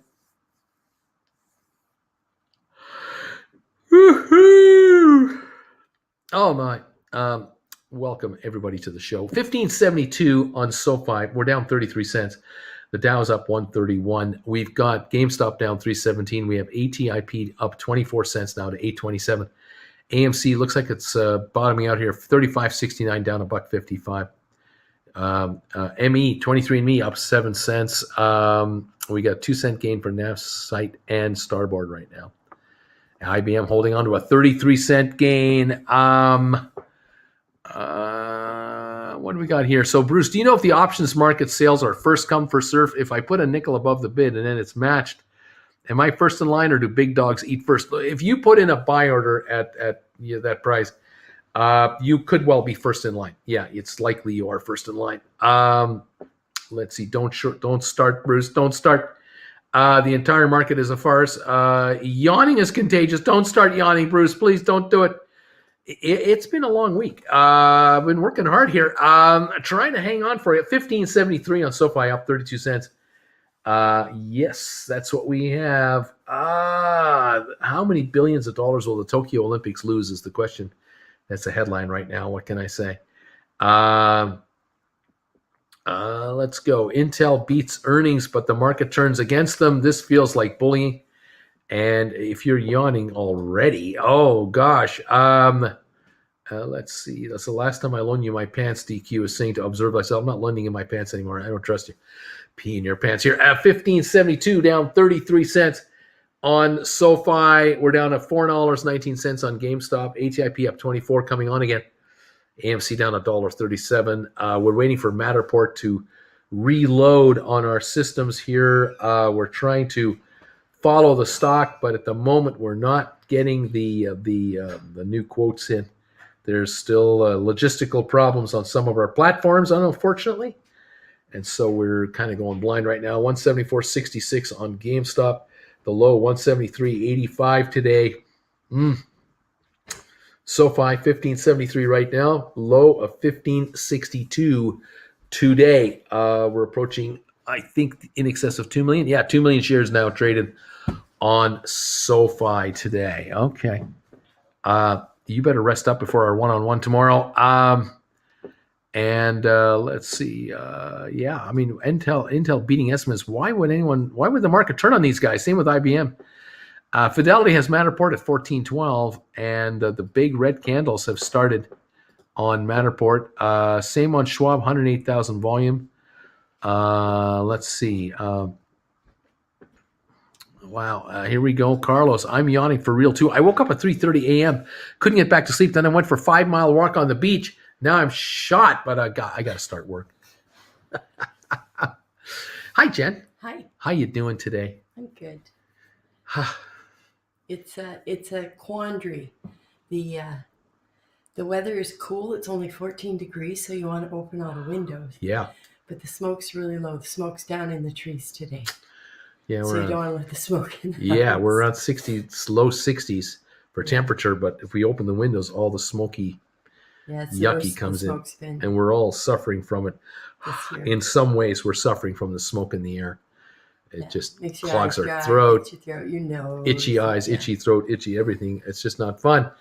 But not a lot of joggers out today. not a lot of bike riders either. That's right.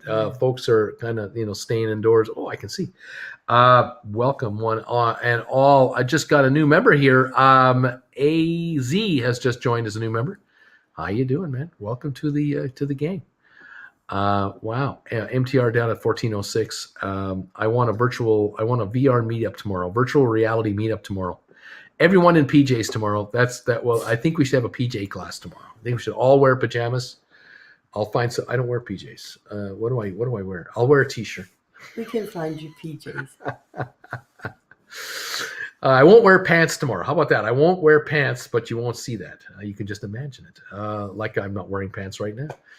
Ooh, yucky. Oh, Bruce. 1563 on SoFi. We're near the lows of the day. 1562 with the lows. Bagel. What you gonna have? I'm thinking a bagel today. An everything bagel. And I'm thinking about an everything bagel with, how about that 2 slices of cheddar again? With melted on there. Yeah. Okay. That was pretty darn tasty. We got 2 slices of cheddar cheese on an everything bagel coming our way. Oh man, that's going to be so good. Toast it up. Whew. Gotta love it. Fabulous. Can't wait. Good morning, Jen from Larry. Hi, Jen from Sharon. Good morning, Jen from Eddie. Let's see. What else is going on? Oh, wow. We had a whole bunch of rain, 5-6 inches of rain last night in the mountains here in Arizona. Fidelity is quoting MTTR, but any GameStop shares you held aren't showing. Oh, Gore's showing. Oh, your Gore's aren't showing as MTTR right now. I got you. Commando, Bruce. You're going commando. I'm thinking we're going commando in the class tomorrow. I think so. Please teach us your class in your birthday suit. I think I got to go commando, at least waist down. That way we can really focus in here. Uncle Bruce, you can't see pee. If you can't pee your pants, you aren't wearing any. Brilliant. They told me they'd be uncles like this. Don't worry, I'm not a shill laughing out loud. British pants or American pants. This always gets me going hearing that he wasn't wearing any pants. What about a mayo bagel, Bruce? Bruce, try something new.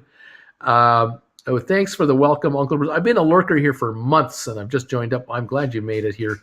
Bruce strikes me as a suede sweatsuit dude.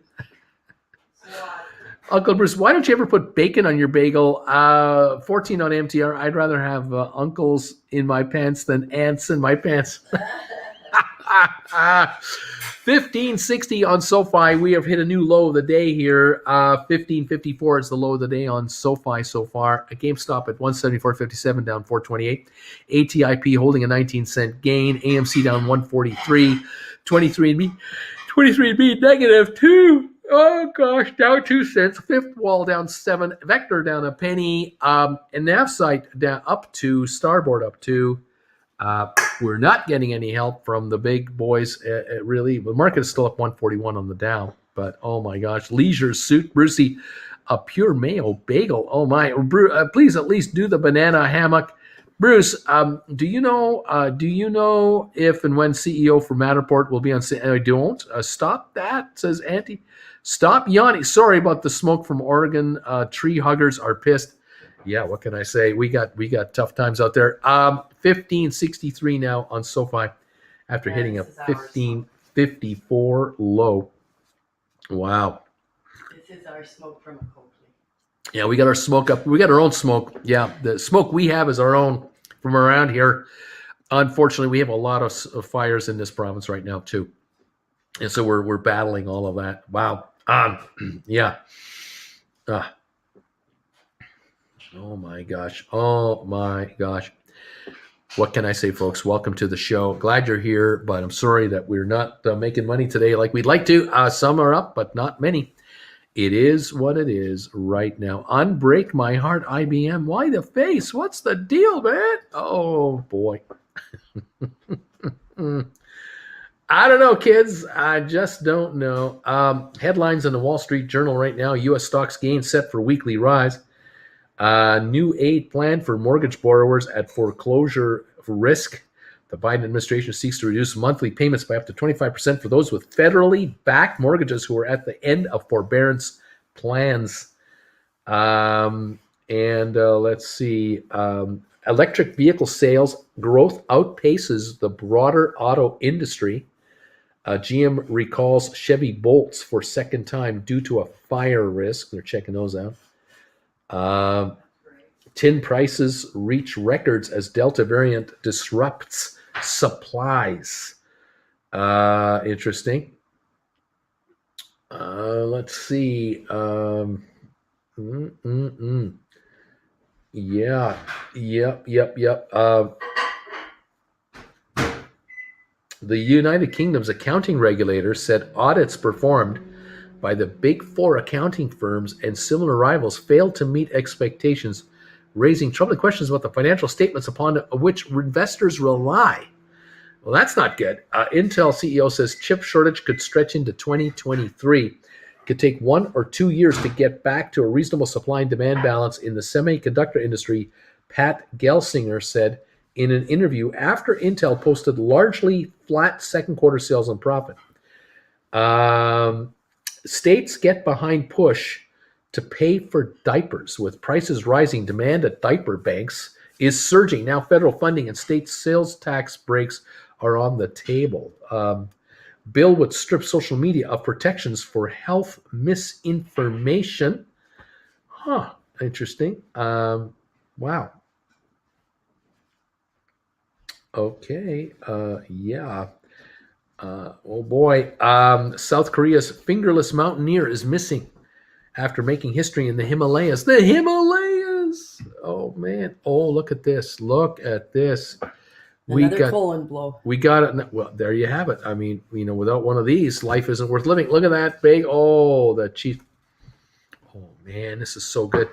These cheddar cheese slices on top of on this toasted bagel. Oh yeah, toasted everything bagel. We gotta love it, kids. We gotta love it. Fantabulous. Wow. So the South Korea's fingerless mountaineers missing.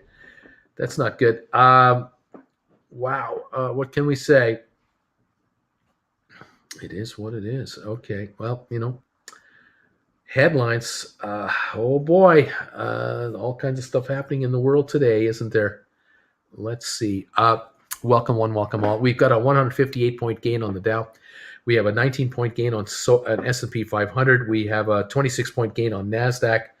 Oil down 35 cents to 71.56. And there you are. 15.59 on SoFi. The low of the day, 15.54. We're at 15.60 right now.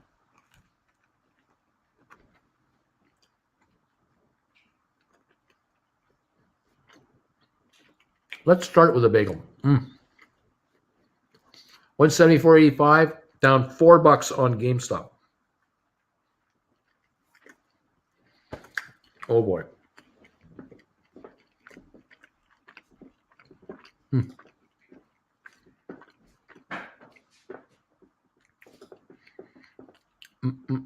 Yeah, the smoke from the west is going to the east. Yeah, I got some MTHR Matterport at $14. Right on. Man, oh man.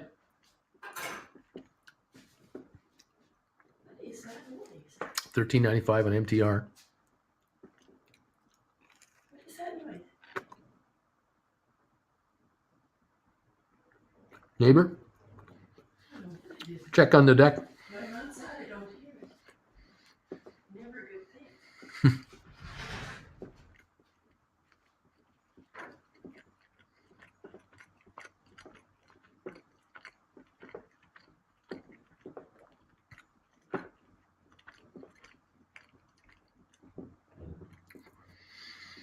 Oh my. 15.57 on SoFi. GameStop down 4.49. ATIP up 24. 23andMe down 2 cents. Dow up 143. Okay.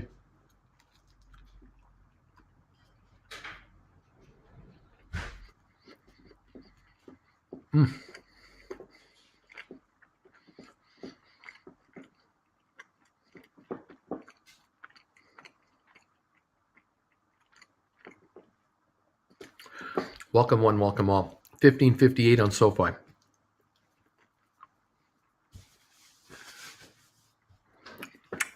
Now, we did get some news today and yesterday about shareholder meetings, earnings coming out. There's news coming for our SPACs. Changeovers, all kinds of stuff beginning to happen. You're going to have to get used to the fact that the 8 SPACs that we used to follow just as SPACs that are now becoming regular companies, every 13 weeks they will come out with financial reports, as they always do as public companies. There'll be announcements from time to time on each of these. There will be SEC filings required to be made. So we're going to have news coming out on these 8 companies constantly. Hopefully, more news that will move up the markets than down. Like any other public company, you get the good, the bad, the other, everything in between.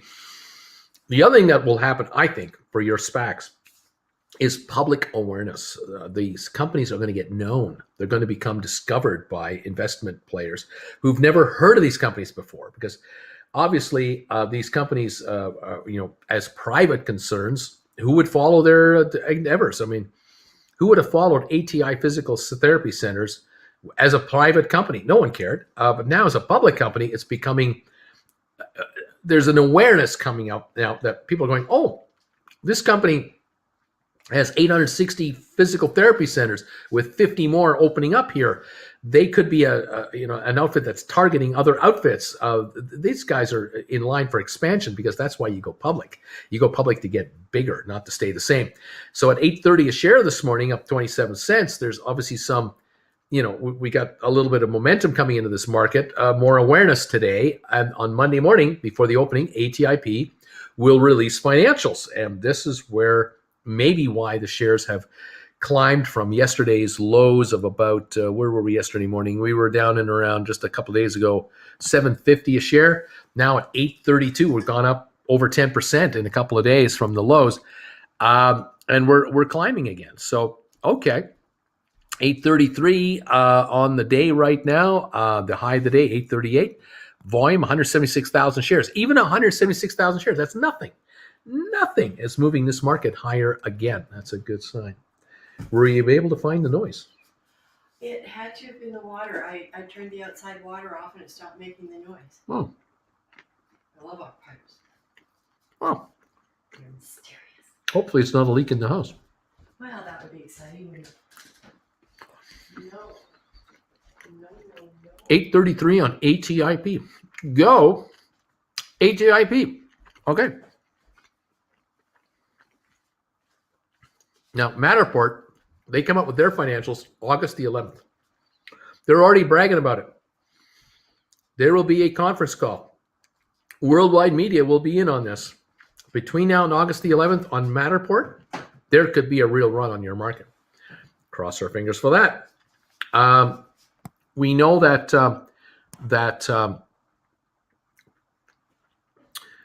Vector Acquisitions, VACQ, they're going to be Rocket Lab, and we know that date is coming. We just have to wait this thing out. We know about the Starboard, Navsight. I mean, all of these guys, they're all now doing their own announcements, their own timing, and so we just have to stay on top of them to ride them out. SoFi, in the meantime, 15:55. We know that the first game of the year for the NFL will be played in SoFi Stadium. The last game of the year will be played in SoFi Stadium, the Super Bowl. And so there'll be a lot of hype on SoFi just through the NFL sponsorship that they've got. And of course, the company being run by a former NFL executive and the former CEO of Twitter kind of knows his stuff when it comes to social media. We just have to tolerate these early days of SoFi here in the 1550 range, and keep an eye on just how it's going, knowing what we know this past few days, how many options are being picked up on this stock for this Friday, next Friday, the one after. These options are trading a lot, so we'll watch for that. 1558, low of 1544 this morning, now at 1558 a share. Volume on SoFi this morning, 3 million shares. Someone's buying this stuff.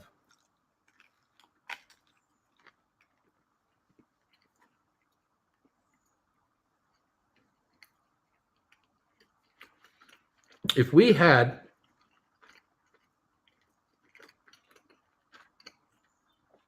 serious selling coming into SoFi, rather than this short selling nonsense that I think is what's going on,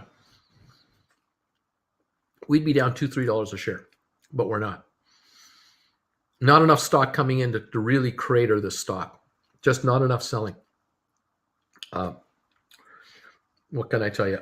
Lately, it's been in this 14 range, 15 range, but down 51 cents. It seems to go down in pennies, but it's capable of going up in dollars. And at any time, as you've now begun to notice from time to time, SoFi will just run. It'll just go. There'll be no waiting. There'll be no dilly-dallying. It'll just jump $1 like that. The lower this stock goes and the longer it stays down here, we have pulled an elastic band on this thing, and let her go. She's just going to rock it. So from $15.50, $15.60 to $18 or $20, 1 or 2 days. It's all it would take. Do not be surprised if that were to be happening. Do not be shocked.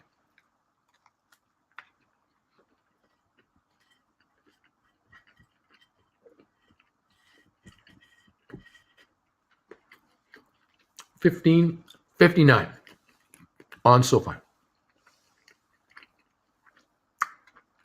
I like how the GameStop's reacting. Giving up pennies. GameStop is reluctantly going down. Not deliberately.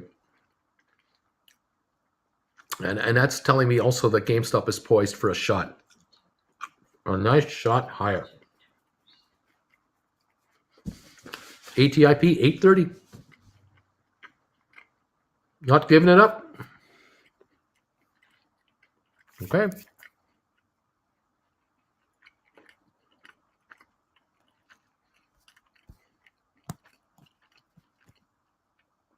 I'm looking at Intel down 305 right now, 52.91. If this can drop to the 50 range, the steal of steals. I think there's such a real deal to be had here. 11.8 times earnings is what Intel is trading at. Really cheap. I mean cheap. What can I say? Some folks are throwing in the towel. I wouldn't be doing it, but they are doing what they're doing. Goldman Sachs up 27 cents to 372. That is a bargain. JP Morgan 151. I like it too, but I like Goldman even more. Google up $55 a share today. Facebook up $14.50 a share. Amazon up $15. Wow. Cruise shares are now negative, by the way, across the board. Royal Caribbean down 45, Norwegian down 56, Carnival down 60. We're going negative on the cruise shares. Tesla down $8. Apple up 97 cents. Microsoft up 212. Earnings next week. They're going to be great. They're going to be huge. Home Depot up 260. SMH Vectors 254 up, down 49 cents right now. That's where we're watching this market right now, kids. 832 on ATIP up 29 cents. 1555 on your SoFi with the Dow up 125, S&P up 19, NASDAQ up 41 points. And there it is. That is the deal.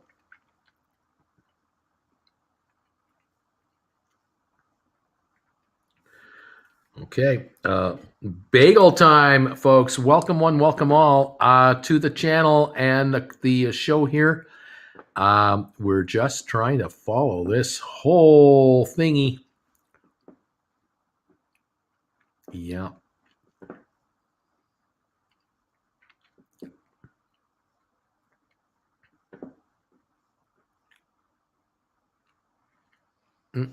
Bagel. Yes, I managed to grab a bunch of SoFi at 1549. We're now at 1555. Right on. Chevy Bolt's the new Pinto. Oh gosh. Pardon. First of all.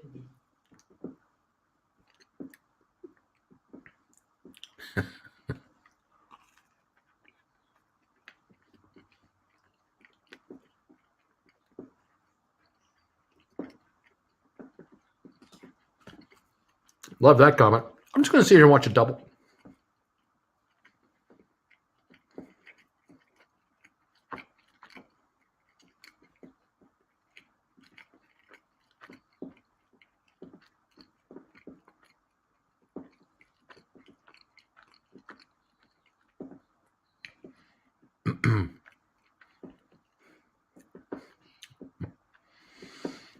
Oh, man. Tell me, folks, since we have a lull, what's the first car you ever had? What's the first car that was your first car? What's the first car you ever bought that was your first car? My first car that I ever owned in my name was a 1970 Mercury Montcalm. Four-door V8 piece of crap. Babe magnet like you can't believe. Vinyl seats. Garbage. I had it for 2 years. Bought it for $1,000. Sold it for $500. Probably the price of the tires.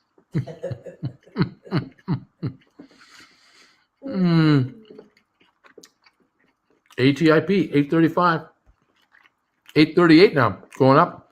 Dodge Aries, the James Show. Oh man. AB, a 1995 Ford Taurus GL. A babe magnet.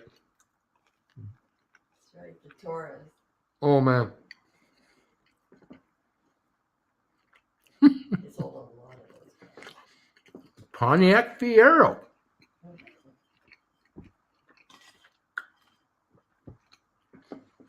A 72 Chevy Malibu, green. My first car, Larry. 85 Oldsmobile Regency. Dave D, 93 Mitsubishi 3000 GT. I was 17 at the time. Pete, Vauxhall Nova 1.4 SR. Oh, man. Oh, man. John, my first car, a 79 Cutlass Supreme.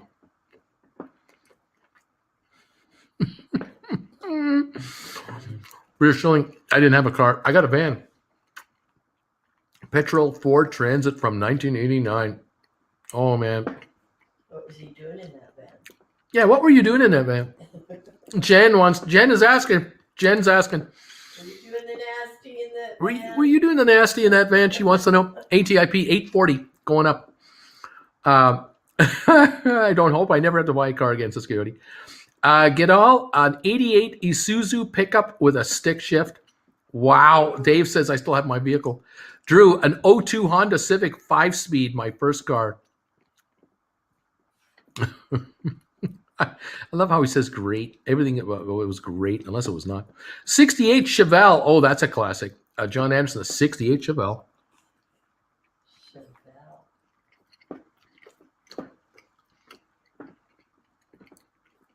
840 on ATIP.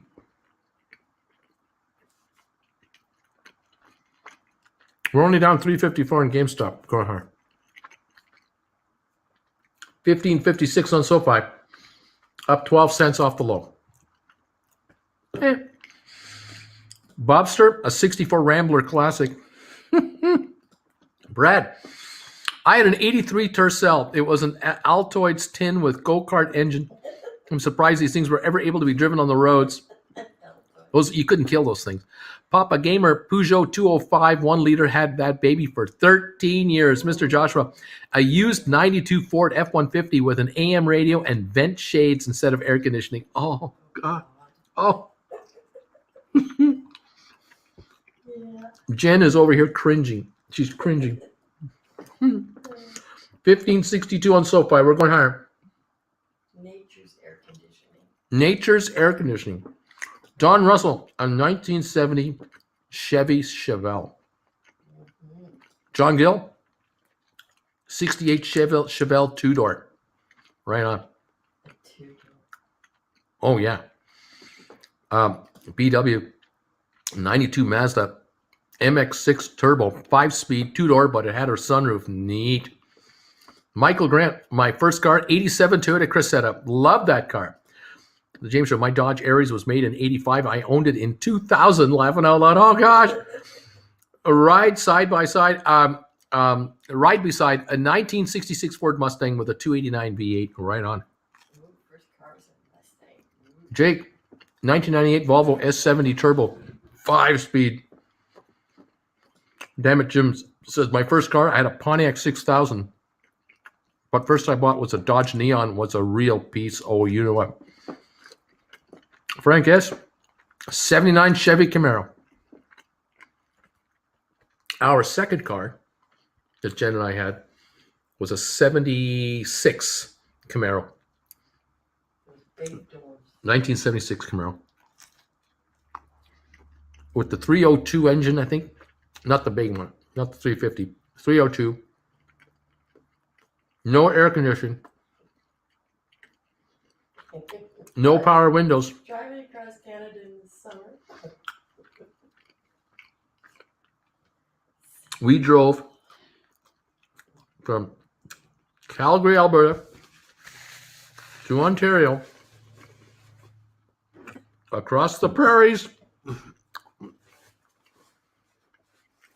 from Calgary into Saskatchewan, south, North Dakota, Minnesota, Wisconsin, Michigan, across the border into southern Ontario at Sarnia. And it was hot and sticky in the 80s and the 90s. No air conditioning. The car was white on the outside, black interior on the inside. We were young. Anti-PC, ugly tank, gray 79 Toyota Corolla.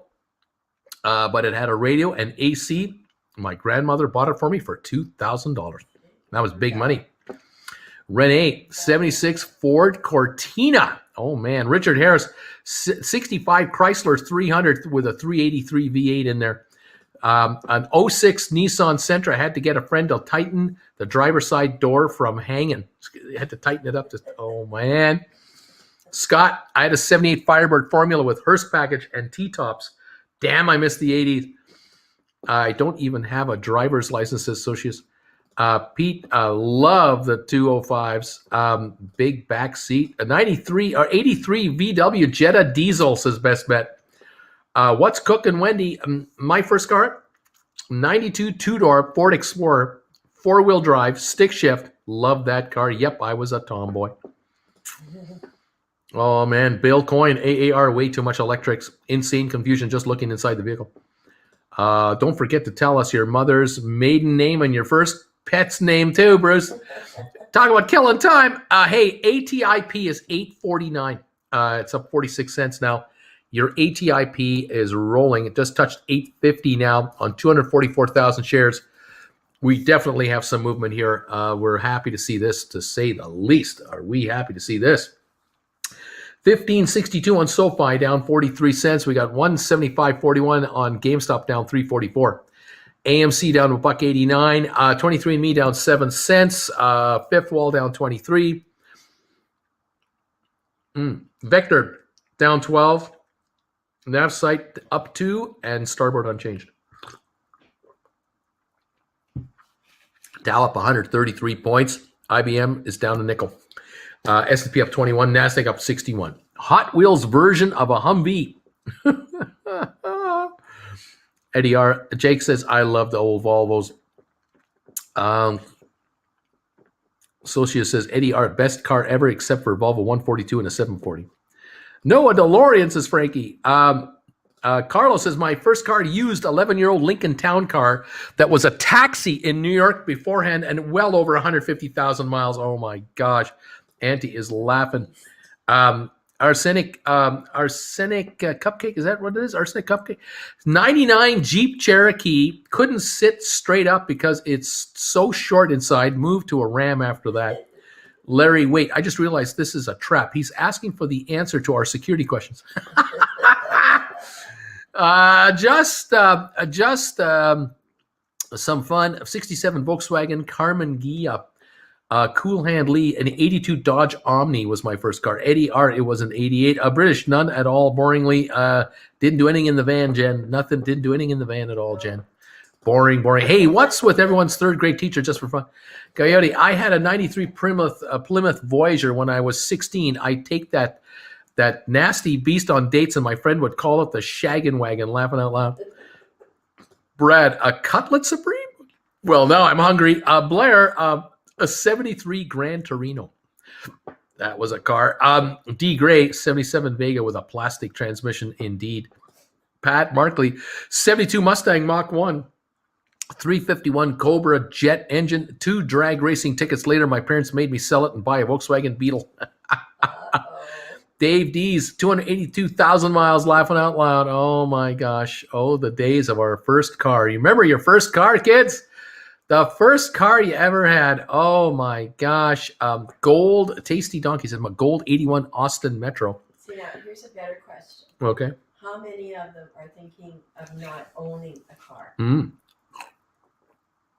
I bet We'll get to that. David, Nissan Multi with dual sliding doors, so gangsta.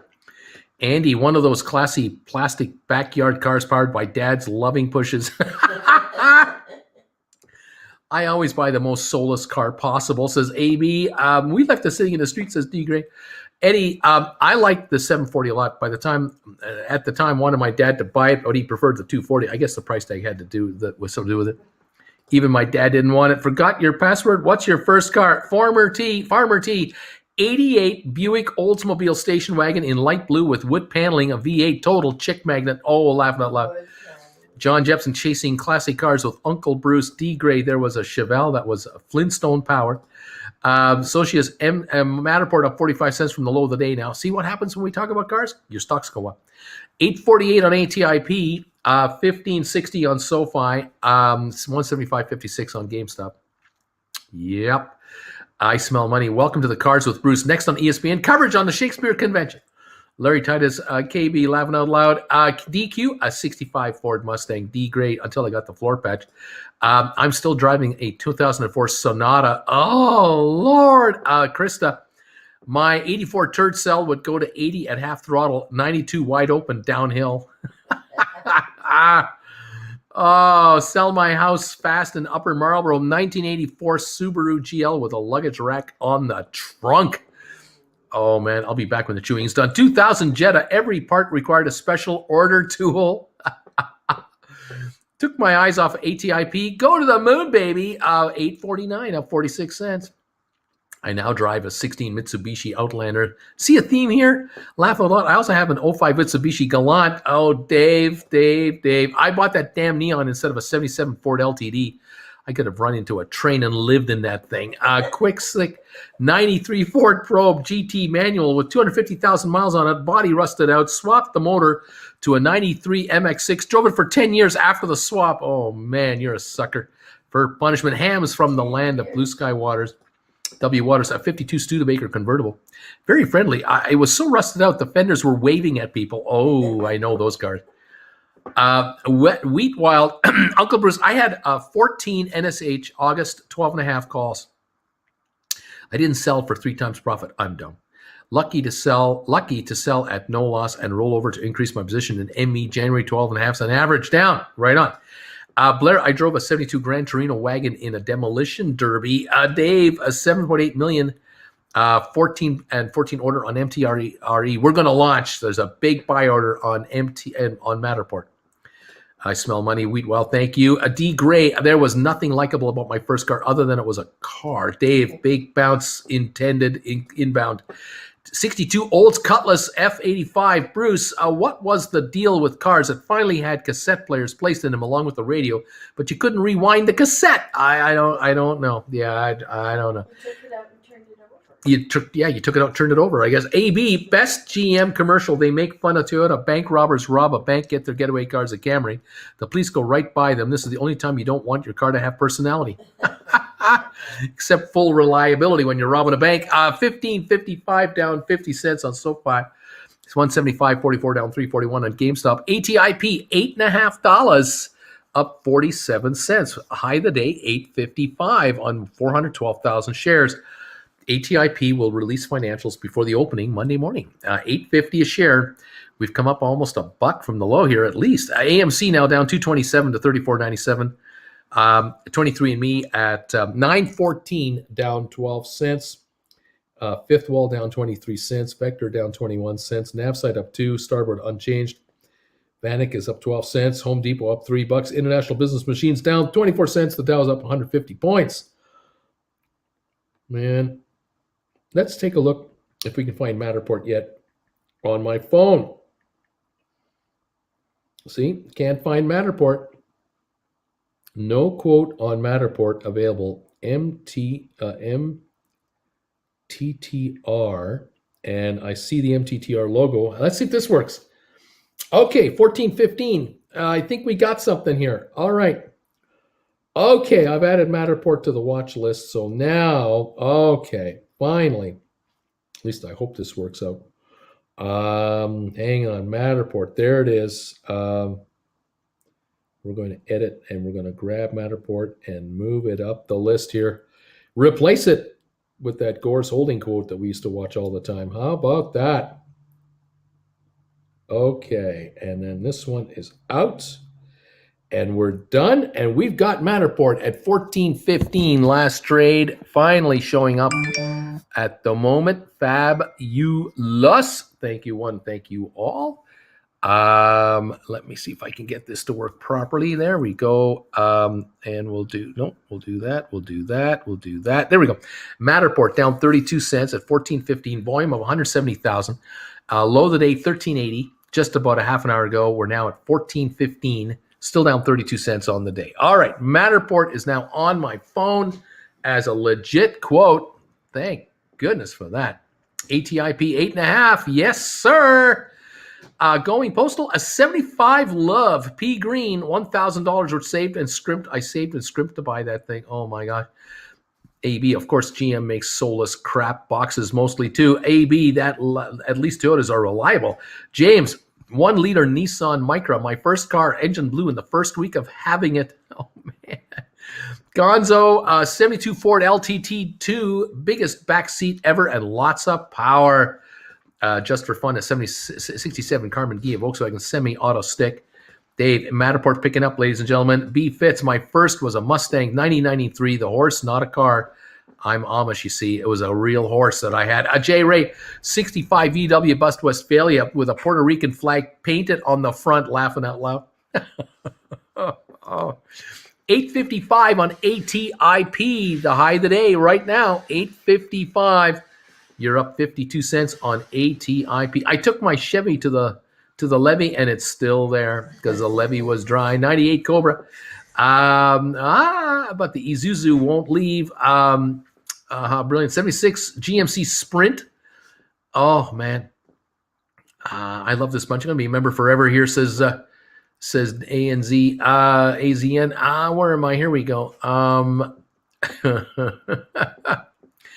1970 Cutlass 442. It was a rust bucket, but super fast. I can see that, Chris. The first car was a 74 Ford Gran Torino in 2000. White exterior with a brown roof and a white leather interior. It wasn't leather. Bill, a 62 Pontiac 383 used. Vroom, a 78 Datsun 280Z. A Skoda, a Buick that I had to replace the entire brake system myself. That was some test drive. ATIP 852. Well, I touched 855. Going higher. Dave, a 93 3000 GT. 282,000 miles, 05 Galant GTS of 198,000 miles, 16 Outlander, 110,000 miles. Still own all of them. I never sell cars. They're the worst investment ever. Adam, 91 Ford Tempo GL, no AC, no shocks, and only the backseat passenger window rolled down. D. Gray, I must say it was all fun until it couldn't go 3 blocks without stalling. Random Retro 1969 Fiat Dino Spider from the 90s of the Fiat version of the Ferrari Dino. Oh, yeah, I rebadged it because I was a jerk. Danny, 2003 Mitsubishi Evo 7. I was told if I got straight A's, I could get any car I wanted. I got straight A's. My first car was a 78 Datsun drop table users. Beach Boy 68 Plymouth Valiant, 6 cylinders, light brown, drunk fuel like there was no tomorrow.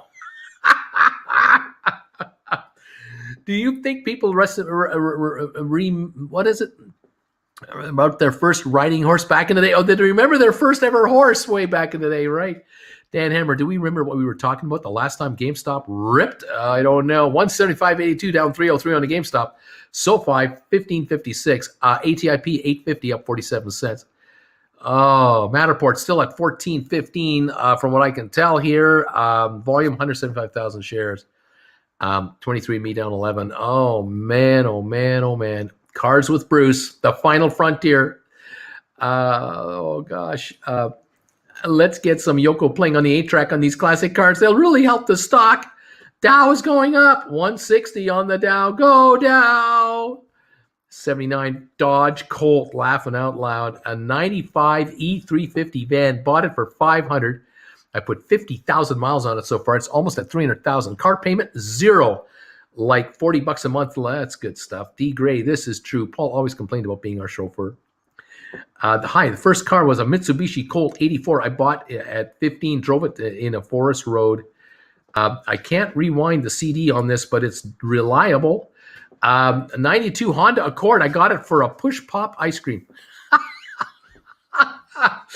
AMC getting smacked right now. It's 35.18 down 206. 850 on ATIP.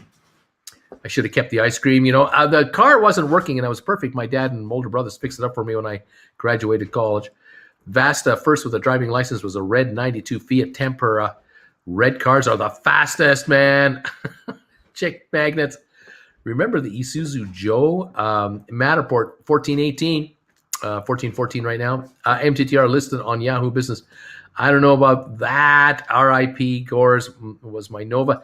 What is your favorite French fry bagel, fam? What's that French fry bagel? I love Rallies. The seasoning is the best. Very crispy. I don't know. Let's see. I tend to find more poutine near the border. Wait. I looked up the commercial. The bank robbers are using an Oldsmobile, so GM can't even make an advertisement right. Never mind. Island Girl, 81 Ford LN7 at a 22% interest rate. Oh, gosh.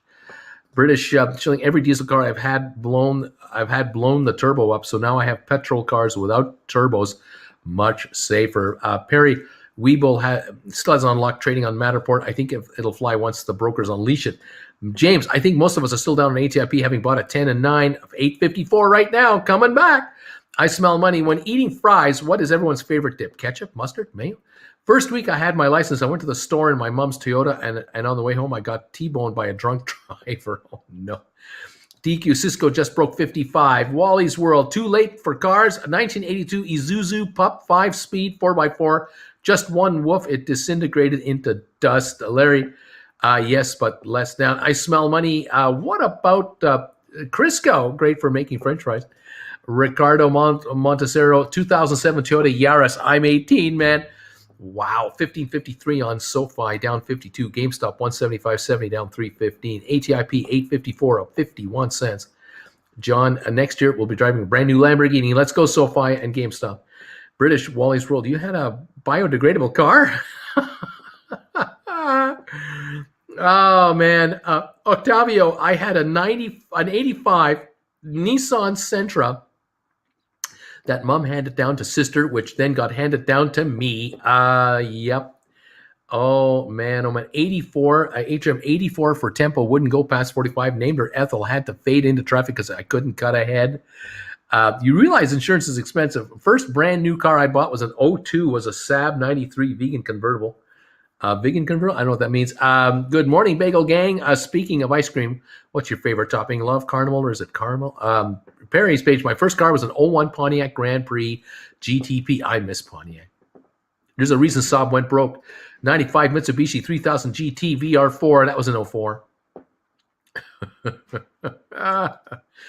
If the first thing you want to do is join us live is give a thumbs up. You deserve to make money. If not, you'll go broke guaranteed. ATIP 854, up 51 cents. Oh my gosh. AMC is only down $1.82 now, coming back a bit. 14.13 on Matterport, down 34 cents. Oh boy. Poutine is God's gift to America from Canada. There you go. My first car was a 78 Subaru wagon, $150.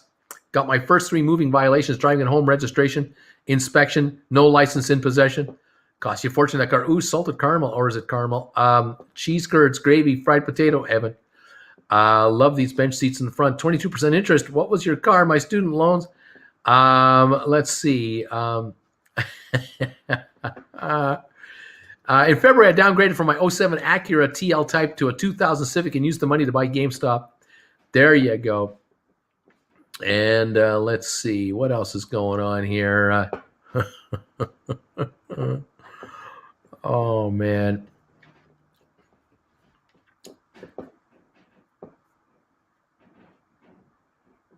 Got an email for a vote on SVAC. The worst, best car I ever had dollar for dollar was a Ford Fiesta.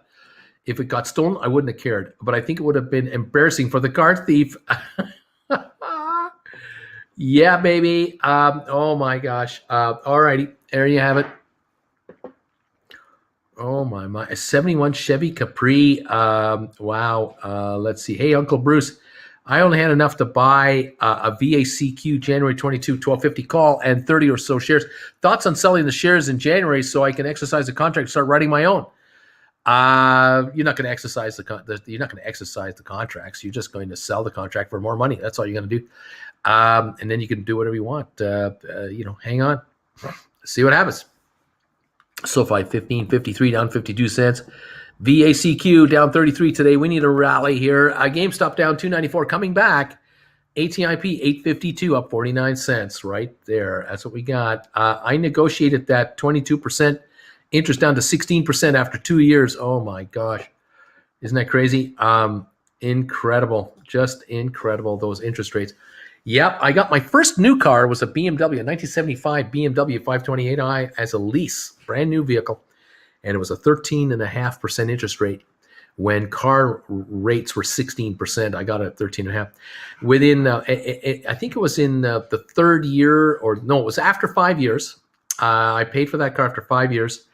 I still owed $15,000 on it, or something like that. And I took a loan on the car. No, I owed $10,000. I only owed $10,000 on the car, and I took a loan on it. I did a consolidation loan with some other debts. Had some interest rates, high interest rates on credit card debt and stuff. And I took this. I bought the car, used it as collateral, got a $30,000 loan or something like that, maybe even $35,000, and consolidated all my debt into an 8% interest rate deal, all down to 8%. And I made a $1,500 a month payment to really knock that thing off. I wanted that loan gone in like 2.5 years. And my bank loans officer gave me that deal because of the payments I was going to make. And within 6 months, I had paid off $9,000, towards the loan. Probably 8,000 something against the actual principal. And about a year after that, I sold the car for $20,000. I actually sold the car for $20,000. And then I paid the loan off in full. And so now I had no loan at all, no credit card debt, no nothing. And my banker was very impressed with that. That turned things around for us. But boy, by that time I was about 31 now, kind of growing up a little bit here. And we were trying to be a little more responsible with our capital. But those are the days when you were young back then. Oh, those crazy interest rates. Oh my gosh, what can I say? Insanity. It was insanity. Anyway, thank you all for being here. Let's see. SVAC, January 22, $10 calls keep selling cheaper and cheaper. I don't like it. Makes my last week last week at 175 look even more terrible. Even though it's just one trade a day, just sit tight, my friend. Just sit tight. Let's see. How many companies go public every single day each week? How does it take so much time to convert stock tickers? Should be a flip a switch and done. Yes, I agree, but everyone is different. First new car I bought was a 16 Outlander. Already paid it off. Right on. Nate, sell the contract and buy 70 more shares when the price is right. Let's see.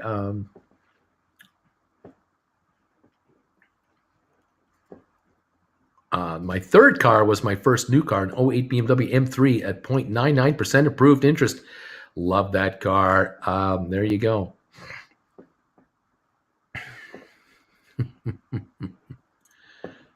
Yep. Cars with Bruce. Anyway, welcome one, welcome all. 1562 on SoFi. Got as low as 1544. 1564 on SoFi. GameStop 175.80, still down 305. ATIP at 853 up 50 cents. AMC is sitting at 35.53 down 171. Matterport 14.30 now, Look at a little better. ME down 15 cents. Fifth Wall down 22. Vector down 26. NAVSite up 2. Starboard down 2. IBM up 39 cents again. It's coming back. The Dow is up 194 points to 35,017. We're still 73 points away from an all-time record. We're trying again to make a shot at it. Let's see what happens. Yes. You can lease a Honda Civic for like $200 a month these days. Sometimes you could get crazy deals like $99, $149 if you didn't mind driving a stick, but it's all CVT now for the base models. Let's see. You know what? I have a 07 BMW 335i because I don't have M3 money yet. What's going on with all the SPACs, Bruce? I'm getting worried about their prospects. Under $10, several of them now. They're on sale. Don't worry about it. They're going to be fine. $8.54 now on ATIP, up 52 cents today. 23andMe down 16 cents to 9.10. No, Matterport at 14.28 down 19. Coming on. SoFi at 15.62 down 43 cents right at the moment. Okay. Yeah, here we go. Uncle Bruce, if a company has strong earnings, what are the possible rationales to lead to a down dip, but also leading to a gain in the future? People are puzzled when stocks go down after earnings come out. There are times where a stock will have had a wonderful month before the earnings came out and ran up to anticipated earnings. Then the numbers come out and the stock backs off a bit. You sell on the news. That's the adage. You're buying in anticipation of earnings. Why would you buy after the earnings? You bought. The buying has been done for a while and it's going to slump a bit.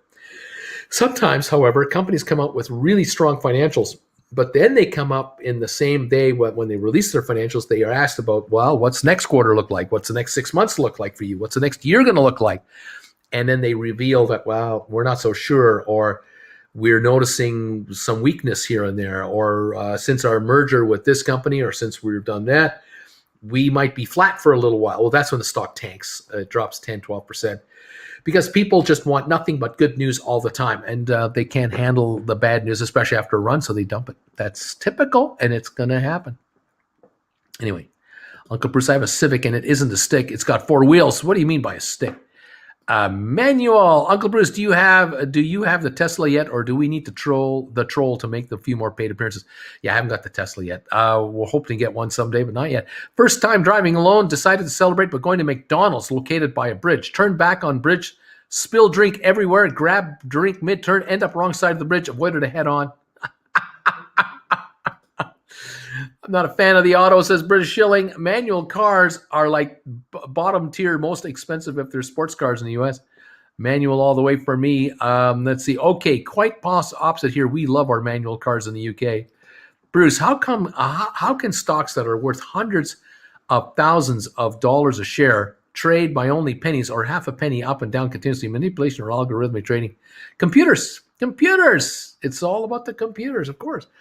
15.68 on SoFi. We're a little better now. Still down 38 cents. GameStop down 354. ATIP 851, up 48. Keep it coming, guys. What are we going to do? Uncle Bruce, what date is the SoFi earnings coming out? August 12th coming up. AB, it's because you don't drive 1 hours to work like we do over here. Manual cars would be a burden. Danny, that makes so much sense about prices going down after solid earnings. Thanks for the perspective, Uncle B. DQ, Carlos M. Living planes, trains, and automobiles in real life. I smell money. 06 CRV, currently over 210,000 miles. Right now. Wow. Dave, what is that? 3 to 6-speed Galant, 5-speed Auto Outlander. Oh, man. British Shilling AB could drive for days in that manual. I have mastered double declutching too and take great pride in it. Jake, when I got my Dutch driver's license, driving stick shift is required, or they put a restriction on your license. GameStop volume is nothing. It's insane. It always amazes me how so much has changed in the last 100 years, except for combustion engines and using gasoline. My current car is a bicycle. AB, how are you supposed to drink a 44-ounce drink and play on your phone in boring nothingness on the open road? I mean, come on. You can't do that. 15.69 on SoFi, down only 36 cents. 15.70 on SoFi. 15.70 down 35 cents. Highest level in 2 hours. Oh boy. The Dow's the GameStop down 325, ATIP up to 851 again.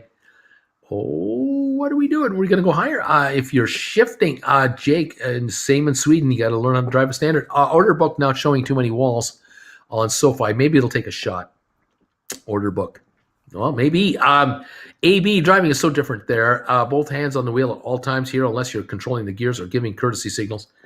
1574 on SoFi. It's coming on again. It's going higher. Haven't seen this since before 10 this morning. This is good stuff.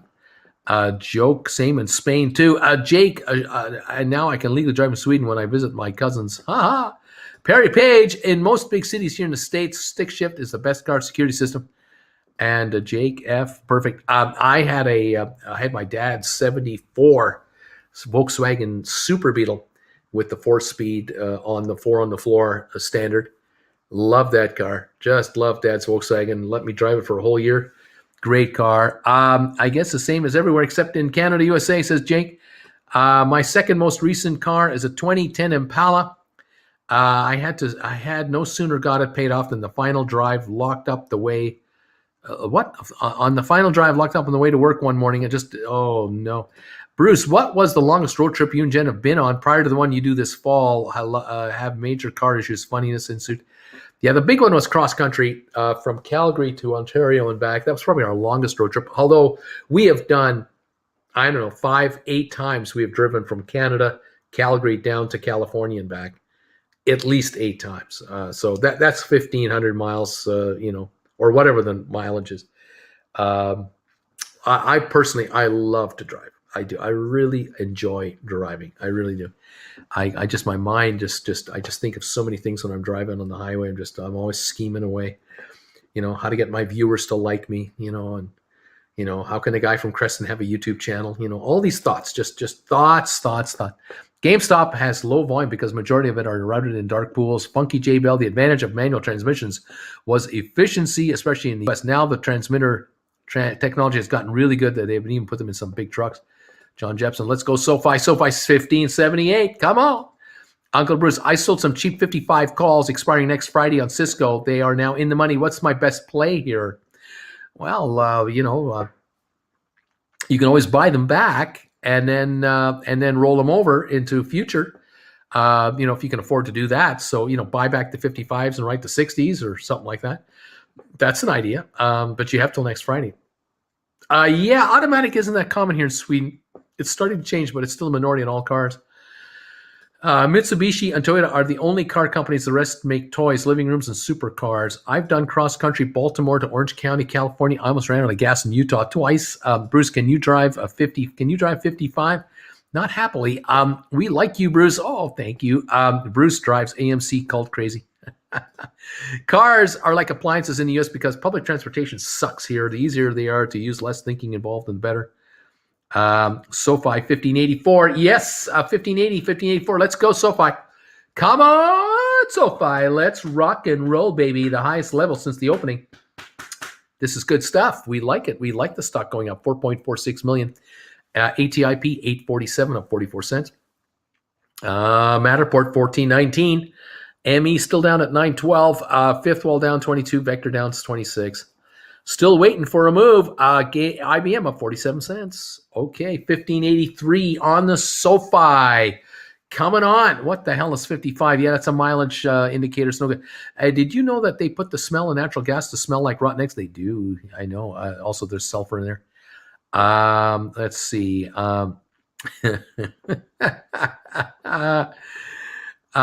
Cisco makes my first script. AMC Gremlin. Oh my gosh.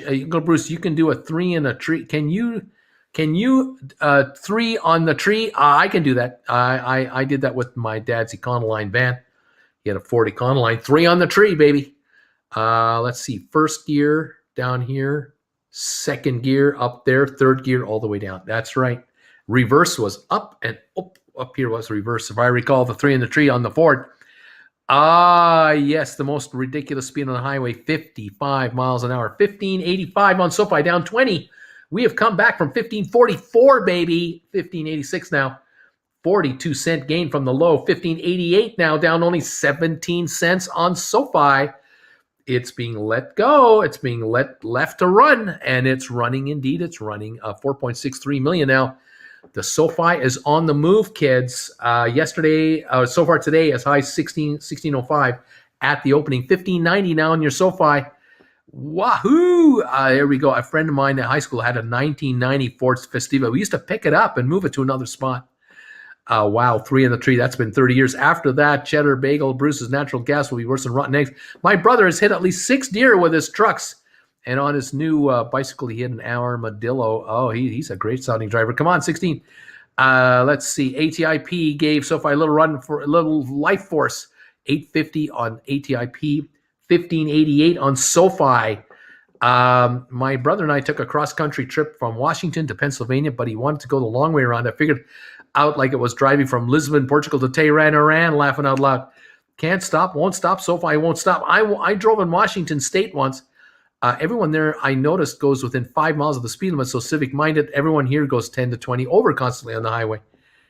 Today, I learn of the Ford Festiva. Yes, you do. 1587 on SoFi, down 17. Up 47 cents on ATIP at 850. Wow-wee, man. The Dow is up 229. We're at 35,052. We are 38 points away from an all-time high. 38 points away from a Dow Jones all-time high. Bruce, have you ever been driving in the highway and looked over at Jen and said, if my calculations are correct, when this baby hits 88 miles an hour, you're going to see some serious, you know what? I may have said that from time to time in my lifetime since 1985 approximately. I might have said that a few times. SoFi fly so high we get left in the clouds. I smell money. Which dip for your tenders? Ketchup, mustard, mayo. What are we gonna do? 1590 on SoFi. We're coming on. ATIP 851. Go. 235 gain on the Dow. We're at 35,058. 35,057, 33 away from an all-time high. Yep, 33 points away from an all-time high for the Dow. They're ready to talk about it. I'm sure every market channel will just talk all about this when it happens. If it happens, what can I tell you? All right. What else we got here? Yeah, the Ford Festiva was a tiny little featherweight car. That's right. That indeed it was. There was nothing to it. Absolutely nothing to it. 1589 to 90 on SoFi. We need some more volume to move into the green. Will we get it? I don't know. Volume now, 4.78 million on the SoFi. 1590 yet again. SoFi down 15 cents. We've come back. What's that? 46 cents a share. We've come back up 46 cents. November 2019, I did a road trip in China. I hit a bat on my way to the Wuhan wet market. Last thing I did was sneeze on me before it died. Great time overall, though. You know, came home and kissed everybody and licked everybody in the ear. It was beautiful. SVT, I can see Bruce rocking in a DeLorean. I can see him rocking on a DeLorean right here. Bagel fam, we come here to talk stock, but also encourage each other, or so I thought. Thanks for the reassurance and support, or lack thereof, means a lot. Have a great weekend. And Mr. Seneca, you take care, buddy. Dave, there are only 2 options of dip for your attendees on AMC and GameStop. Ketchup because it's blood red, and sweet and sour because that's how it's been. What do you mean by SoFi being let to run? Was an MM holding it down, market maker, or just sell? I just have a feeling it was held back. I think it was being dumped on by short sellers. And they ran out of bullets, maybe. Maybe a short seller or seller ran out of stock. It's now 1590.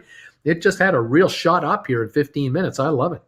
Damn it, Jim. Eddie R., you could have run into a honeybee and dented that thing. I smell money. I like your styles, Dave, is what Smell Money saying. 1590. We are 15 cents away from a gain on this thing on the day. Will we get it? That is the question. The Dow is up 232, just stalling out right now. It's not going any higher at the moment. ATIP 851 up 48 cents, baby. It's on the verge of greatness. Oh my, what can I say?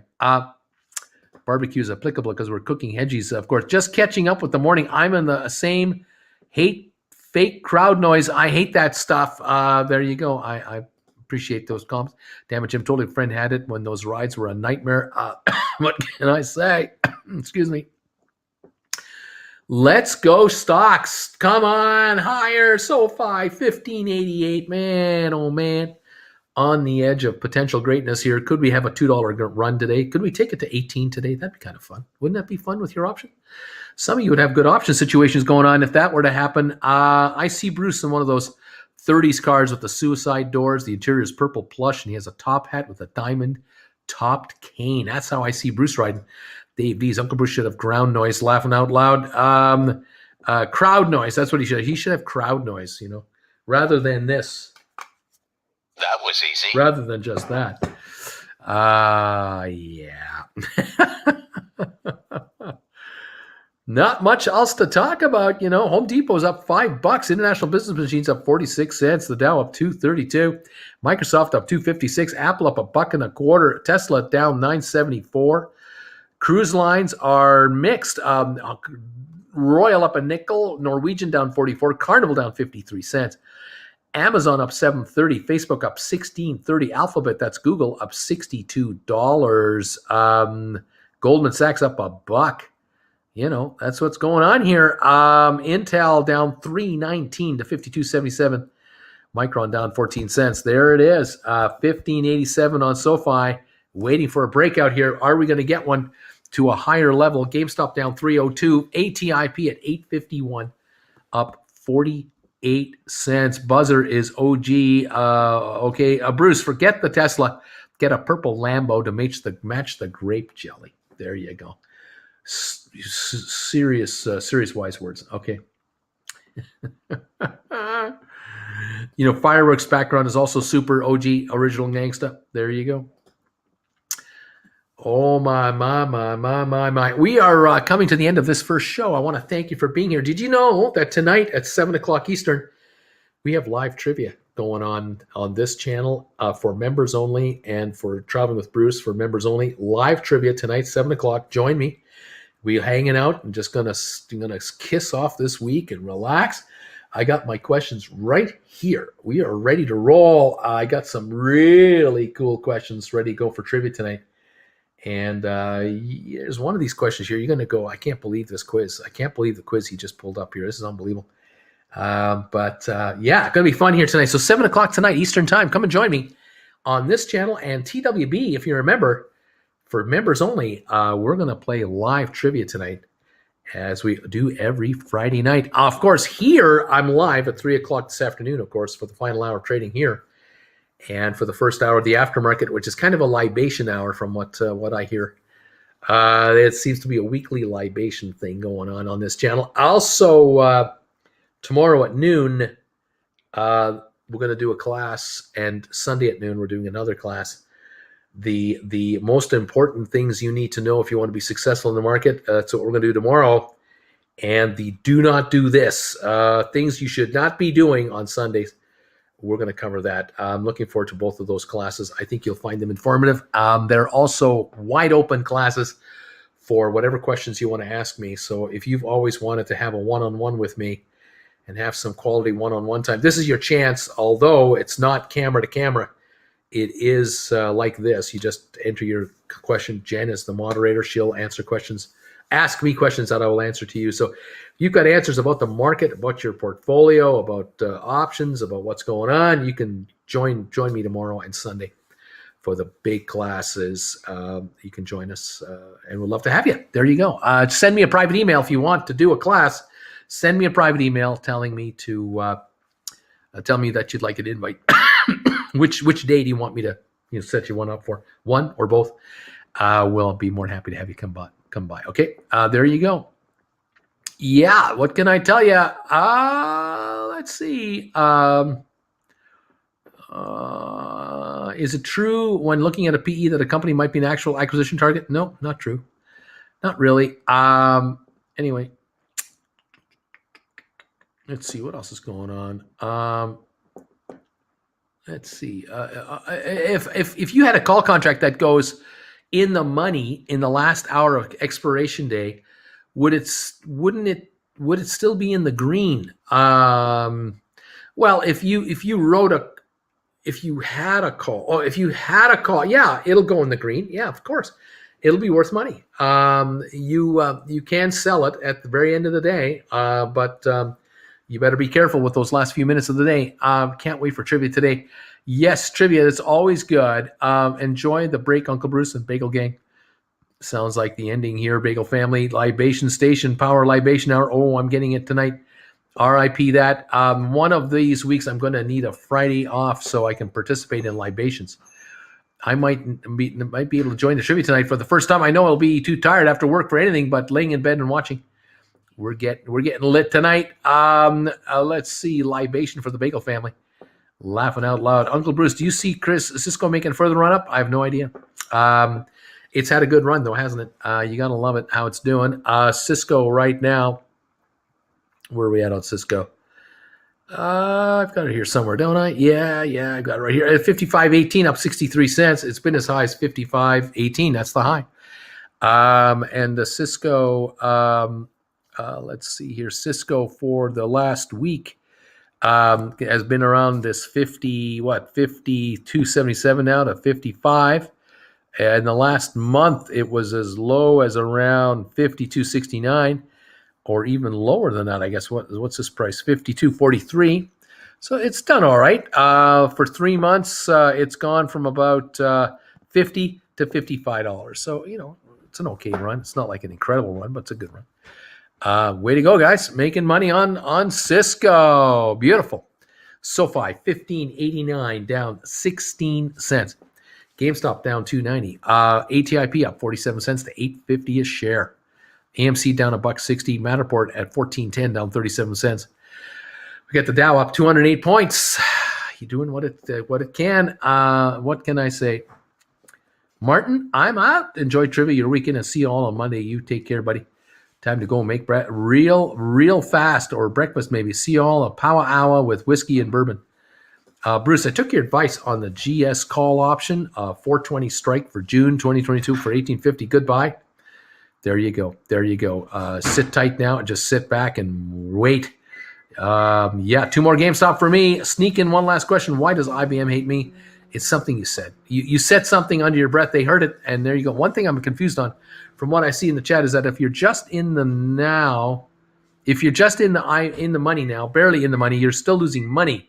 You want to go be beyond your break-even price, more profit than premium pay. Well, yeah, of course. I mean, if you paid $1 for a contract that was out of the money when you bought it, and at the end of the contract's life, in the last 10 minutes, the stock's 25 cents in the money, your contract's going to be 25, 30 cents. It's not going to be $1 because you have no time left on it. Your stock closes, 33 cents in the money. Your contract's worth 33 cents at the very end of the day. That's all you're going to get for it, obviously. But you're buying out of the money, short-term calls. That's the way it is. But if you bought a call for $1, you were out of the money when you bought it. Stock's $3 in the money towards the end of its run. You're $3 plus value on your contract, tripling your money, man.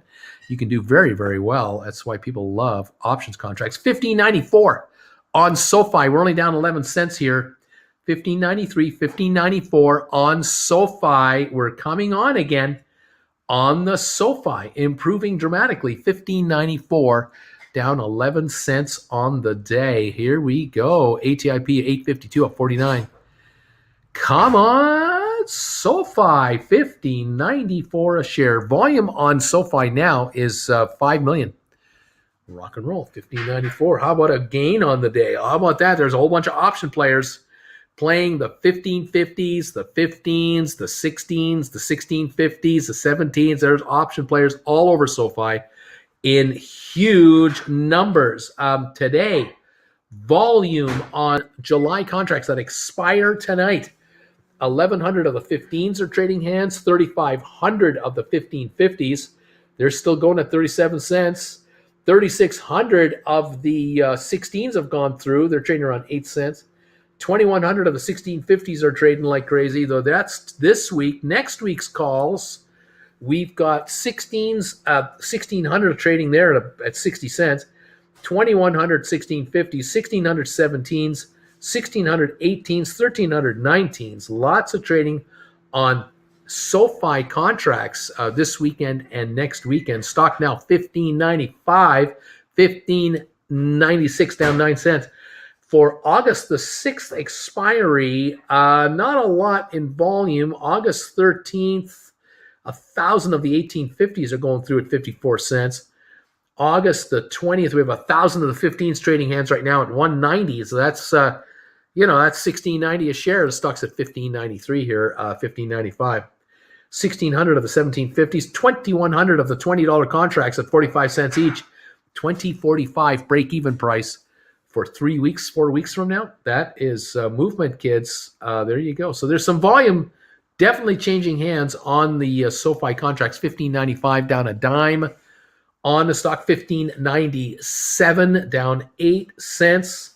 We are this close to breaking even on your SoFi. ATIP 857 going higher. Matterport 1436 down 11 going higher. Your stocks are all breaking up at the same time. They're all moving higher right now. Here we go.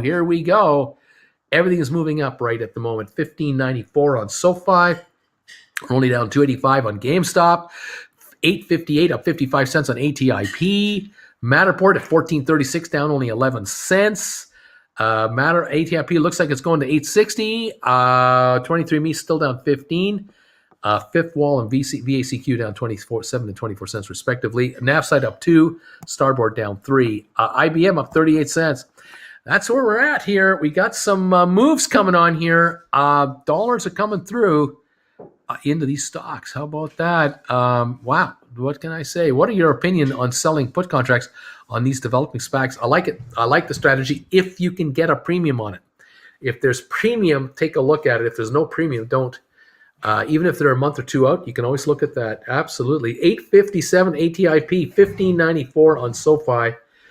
Right now, Matterport 1428 down 20 cents. We are getting two of these or getting close to break even. One of them is definitely in the even and higher right now. Wow. Still waiting to see if the Dow can break its all-time record high. 30 points away from the Dow. It's at the high point of the day. 30 points away from its record high. Is it going to take a run at it? Will it take a run at it? Let's see what's going on. Well, 1594 on SoFi. 857 ATIP, 1428 on Matterport. Okay. Oh, doing what we can. Yep. It is what it is, what it is. Used to be a lot simpler.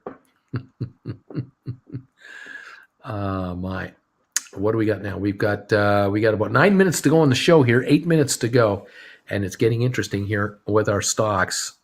Very good. Home Depot still up $5. IBM up 34 cents. Microsoft up 3. Apple up $1.30. Yep. Cruise lines are negative again. 5 cents negative on Royal Caribbean. Norwegian down 54. Carnival down 59.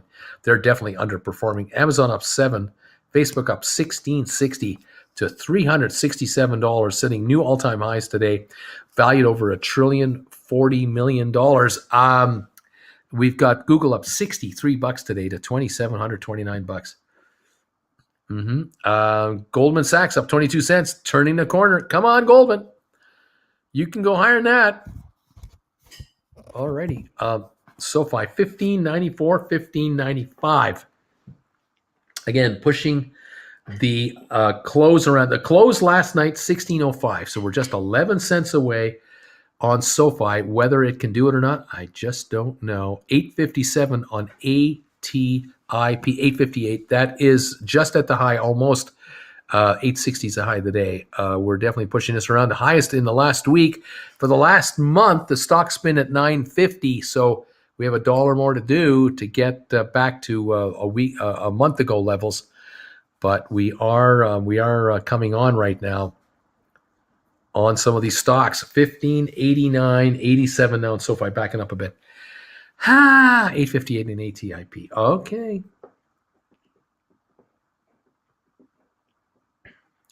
Just hit 16 already, SoFi. Come on. Good or bad, 1525 limit order. SoFi didn't look like they were going to fill today. Maybe not. Maybe it didn't happen. Only 1544 low trade at this point, unfortunately. 858 on ATIP, up 55 cents a share. Dow up 240. Still just under 30 points away from a new all-time high on the Dow. Just can't seem to get this last 30 points through. There's some obviously resistance. People reluctant to get in and go long, and so that's what's keeping it back, I guess. That's the way it is. Let's take a look at the Dow 30 stocks here. Let's see, what have we got for the Dow 30 right now? The losers, there aren't many. Honeywell down $5. Intel down $3. Dow is down. Dow Chemical down 58 cents. Caterpillar down 32 cents. Chevron down 29. Salesforce down 11.5 cents. Verizon down 9 cents. Travelers down 7, and Walgreens down 1 penny. The winners of the Dow 30 today would be American Express up $6.23 a share, McDonald's up $5.86, Home Depot up $5.69, Visa up $5.22, United Health Group up $3.31, Microsoft up $3.12, Amgen up $2.75, Nike up $1.99, Johnson & Johnson up $1.67, Boeing up $1.62. 3M up $1.58, Apple up $1.36, Procter & Gamble up $1.30, Walmart up $1.06, Merck up 86, Cisco up 59 cents, Coca-Cola up 46 cents, IBM up 41, Goldman Sachs up 36, Walt Disney up 29, and JP Morgan up 18 cents. Those are your winners and losers on the Dow right now, with about 8 losers. The rest are winners. 1584 on SoFi, 858 on ATIP. Very quiet movement here. 239 gain on the Dow. There it is. That's it for me. I am tiring out here. Got to get some rest. I'll be back at 3 o'clock this afternoon. Everybody will watch this market. I'll keep an eye on it in the meantime. I know you will. Let's hope for a nice positive uplift here on all of the stocks we're following. It would be nice to see. I don't know if the Dow will hit a new record. Hopefully it can. Let's keep an eye on this market, everybody. Join me at 3 this afternoon, and I look forward to seeing you at that point in time. And let's see if we can get us richer. Okay, everybody? Thank you. Appreciate you being here. I'll catch you later. Bye for now.